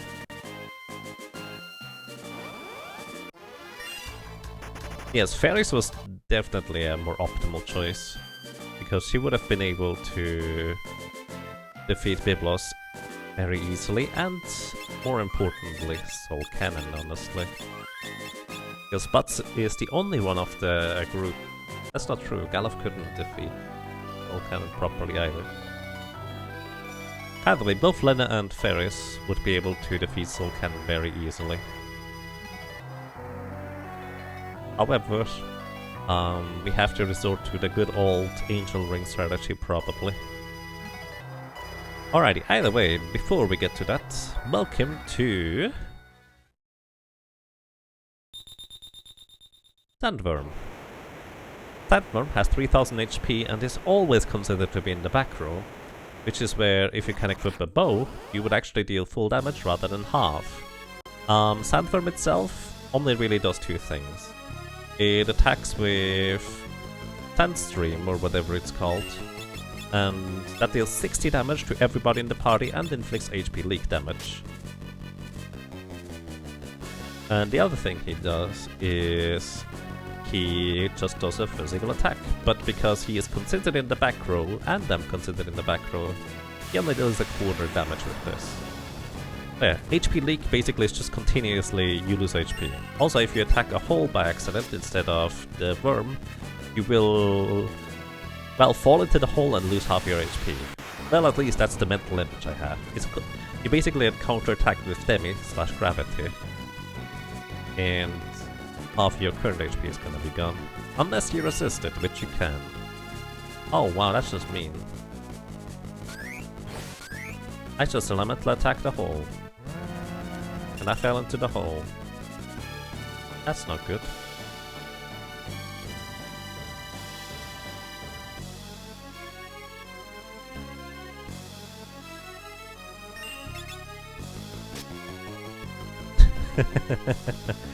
If I had a bow equipped so far, I think I would have done more than half his HP in damage.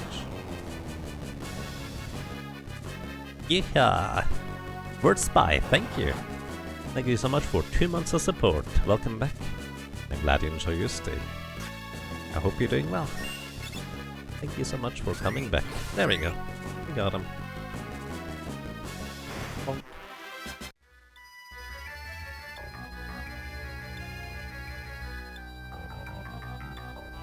Yeah, Scalaf does not have sprites for the Gladiator at all.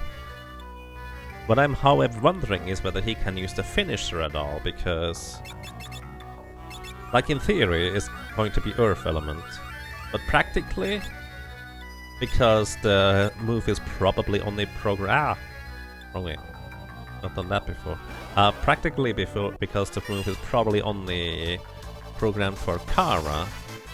I don't know whether actually it's gonna work for Galuf. I have no idea. Extremely fast worm? Yeah. It is extremely fast indeed.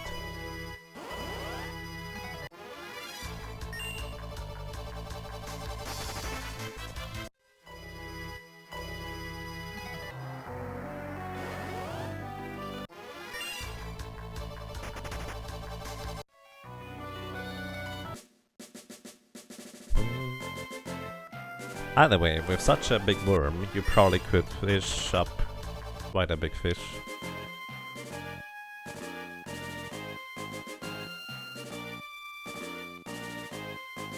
You could always test it, like finisher or normal enemy until they get elemental 999, finishes something that sorcerer is immune to earth.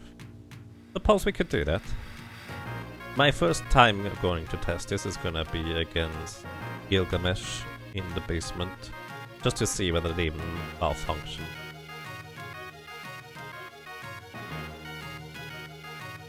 Anything that floats would work, that's an excellent point.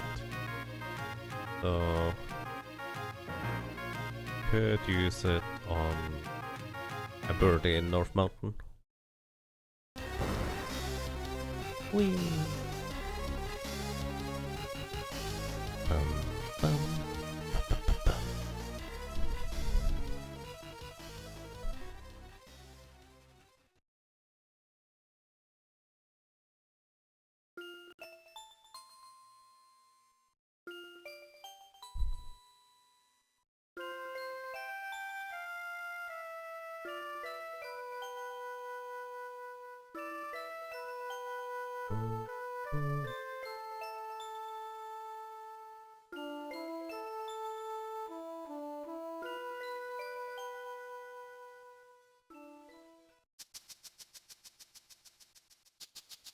You still question how Gallup was on the left-hand side of the party, but falls farthest on the right-hand side.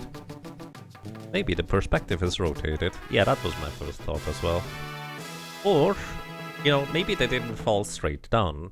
Maybe they just kind of tumbled and rolled all over the place. Kind of like, you know how you tumble down a tunnel into Ranigma? And depending on which junction you get out on different places? Maybe something like that. Those holes are teleporters. That's possible too. The flying Ronka ruins don't seem to be organized very logically anyways. Very true.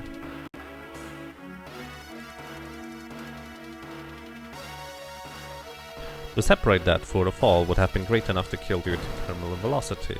Well, not in this universe if you think about it.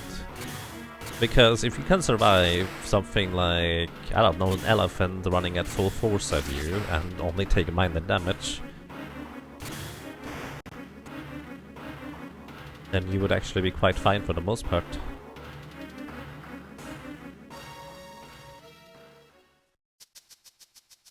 Just block the fall damage. Hold out your shield. Exactly.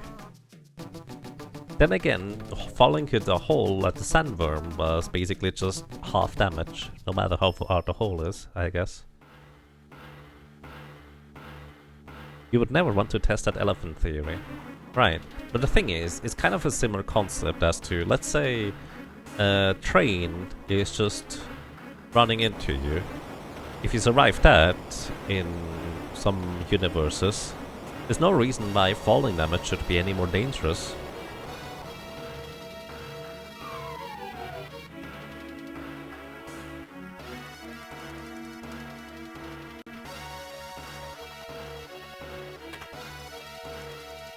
His shield right now is a cape.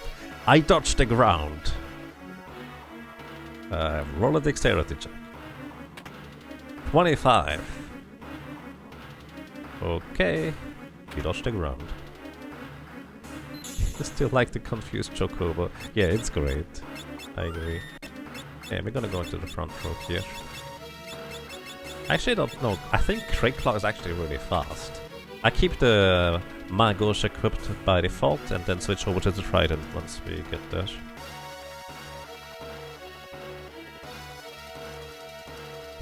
There are games where one can genuinely block or dodge fall damage, so that's even more amusing. That's great. Basically, fall damage is handled the same way as any other damage. Well, I have a 50% chance to avoid damage.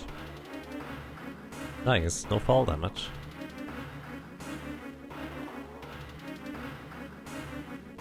I mean, ships are flying in this universe with tiny propellers. Then again, propellers are probably more like stabilization rather than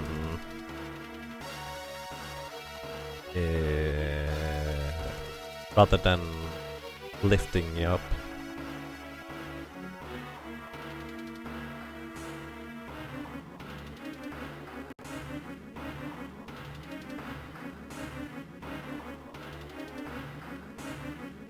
Pure coincidence to find another ship randomly. Yep. We didn't even crash this one yet. Alrighty, welcome to the next boss. This next boss here only has 2000 HP and is weak to lightning element. We have both a coral sword as well as the lightning trident that both deal, well, lightning damage. We could just use a finisher on him, but it's more fun to just, well, do this. Also, he's like Caraboss, he has the same moves. He has tail screw, he has a stun attack, and he has a regular attack. However, he's actually much more likely to use tail screw as opposed to using the physical or stun attack. He has a 2 in 3 chance in the first 2 turns to use tail screw. Which means, if I'm already going to be at critical HP, and I have a really high chance to block or evade physical attacks anyways, there's not much of a reason for me to, well, heal up. I kill him in 2 hits anyways. Oh, that's actually gonna be 3 hits. Tail screw. Oh yeah, what I'm gonna do here is I'm going to actually equip the Magos Hope that I did about 200 damage with it. He has actually pretty high physical defense, so this might not be enough. Oh, yeah, it's not. But I blocked his physical attack, otherwise he would have killed me. And this might not be enough.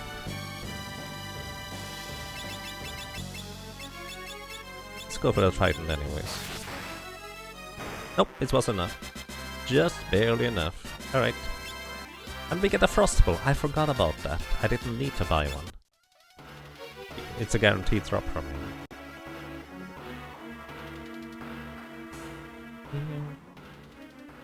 It's 1 HP wins are the best. Yep. Don't need more than that. It's perfectly fine. You would have assumed that Gladiator run would have degenerated into finisher spam by now. Well, I mean, I've used it already a bunch. The thing is, there's a bunch of enemies where it just doesn't work, like Biblos is immune to wind or even absorbs it, I'm not sure. And Soul Cannon coming up is actually immune to wind element, so I can't use it there either. And on this boss here, I just figured if I two-shot him, it is more reliable than trying to use finisher.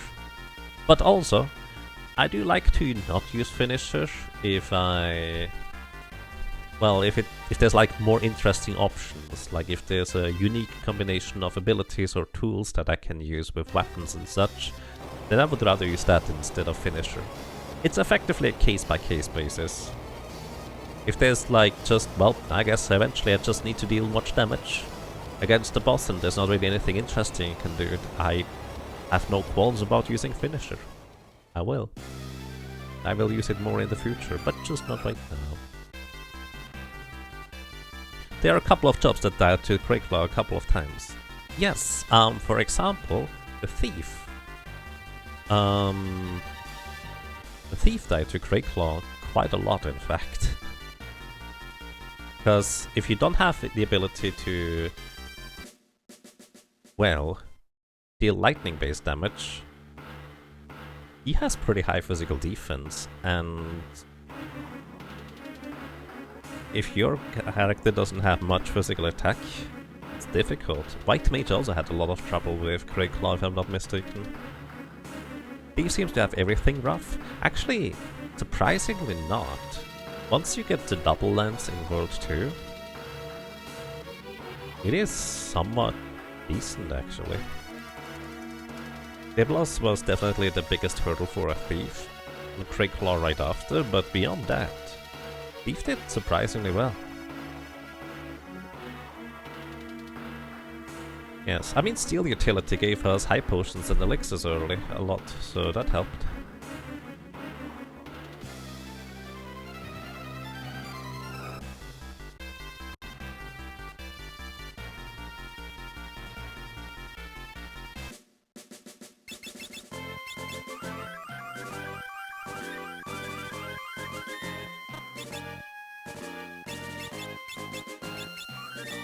You do like the color coding in the jobs in the spreadsheet statistics? I'm glad you say so. I've actually been considering, instead of color coding it by jobs, I wanted to maybe implement a color gradient based on like how many deaths a character had, like from green to red on specific bosses. So I figured I can do this later anyways. And for the colors for the jobs I didn't have to think much. I should have gone into the back row before moving. Either way, welcome to the next boss coming up. This boss here is known as Adamant Timmy, or Adamantite Timmy? I'm not sure. Either way, he has a very straightforward pattern. I'm gonna go into the back row here. And Adamant Timmy, all he does is attack twice, then attack once, attack twice, attack once, etc. And that's it.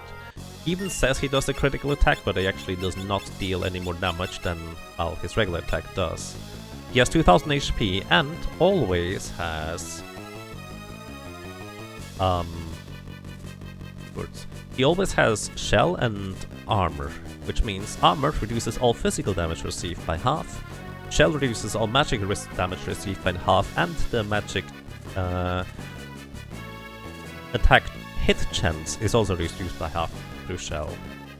So either way, he only takes half damage, unless you have some specific weapons. He's weak to frost, we do have a frost bow. But I'm actually curious whether finisher gets reduced by half. I only know of one ability that does not get halved in terms of like damage through shell or armor, and that is Guilt Toss. I'm actually curious whether finisher gets its damage reduced. So I'm gonna try this. I would otherwise use the frost bow, but I'm just curious whether finisher damage is halved as well through shell and armor. Timmy! But yeah, he has a pretty high physical defense too, so not terribly dangerous for the most part, but it can take quite a while to knock this guy out. Come on, that's not that likely to get these critical hits all the time. Elemental attack. Alright, either it's not reduced or elemental attack is just fixed at 9,999, and I just realized that's the exact same thing. Either way, finisher just deals max damage anyways, through armor and shell. That's all I wanted to know actually. We could fight him now with the frost bow. It would not be particularly difficult. We have the elf cape to dodge attacks anyways.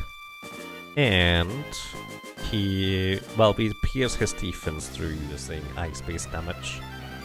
So we would need like 5 or so attack, I would guess, in order to kill him.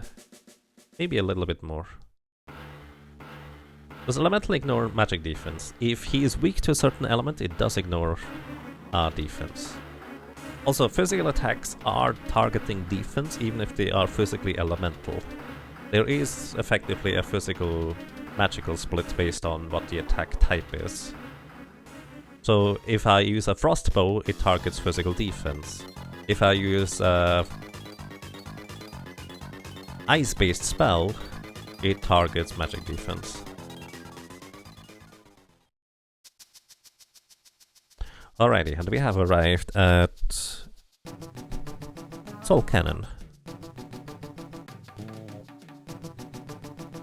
Okay.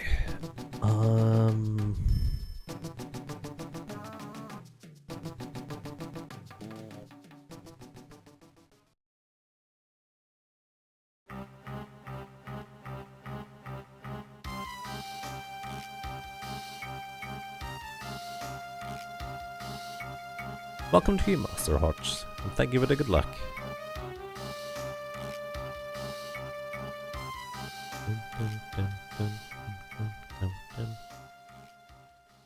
Alrighty. However, I think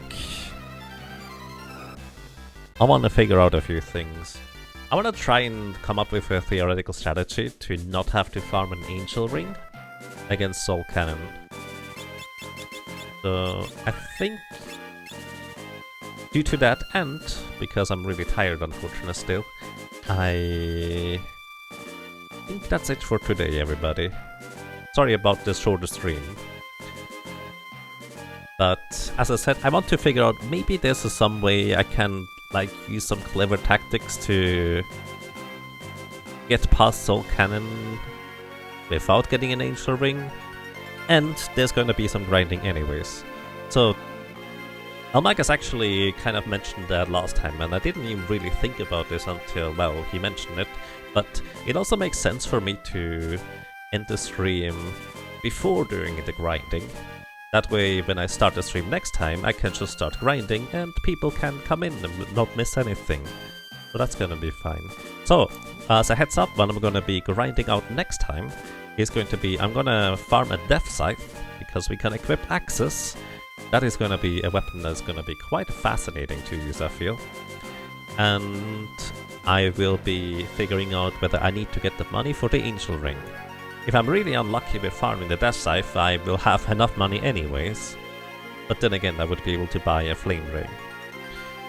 But yeah, I think that's it from me for today. Thank you so much for watching, for listening, for lurking. I hope you enjoyed your stay. I hope you enjoyed being around, and well, hopefully until next time. Take care and have a good night.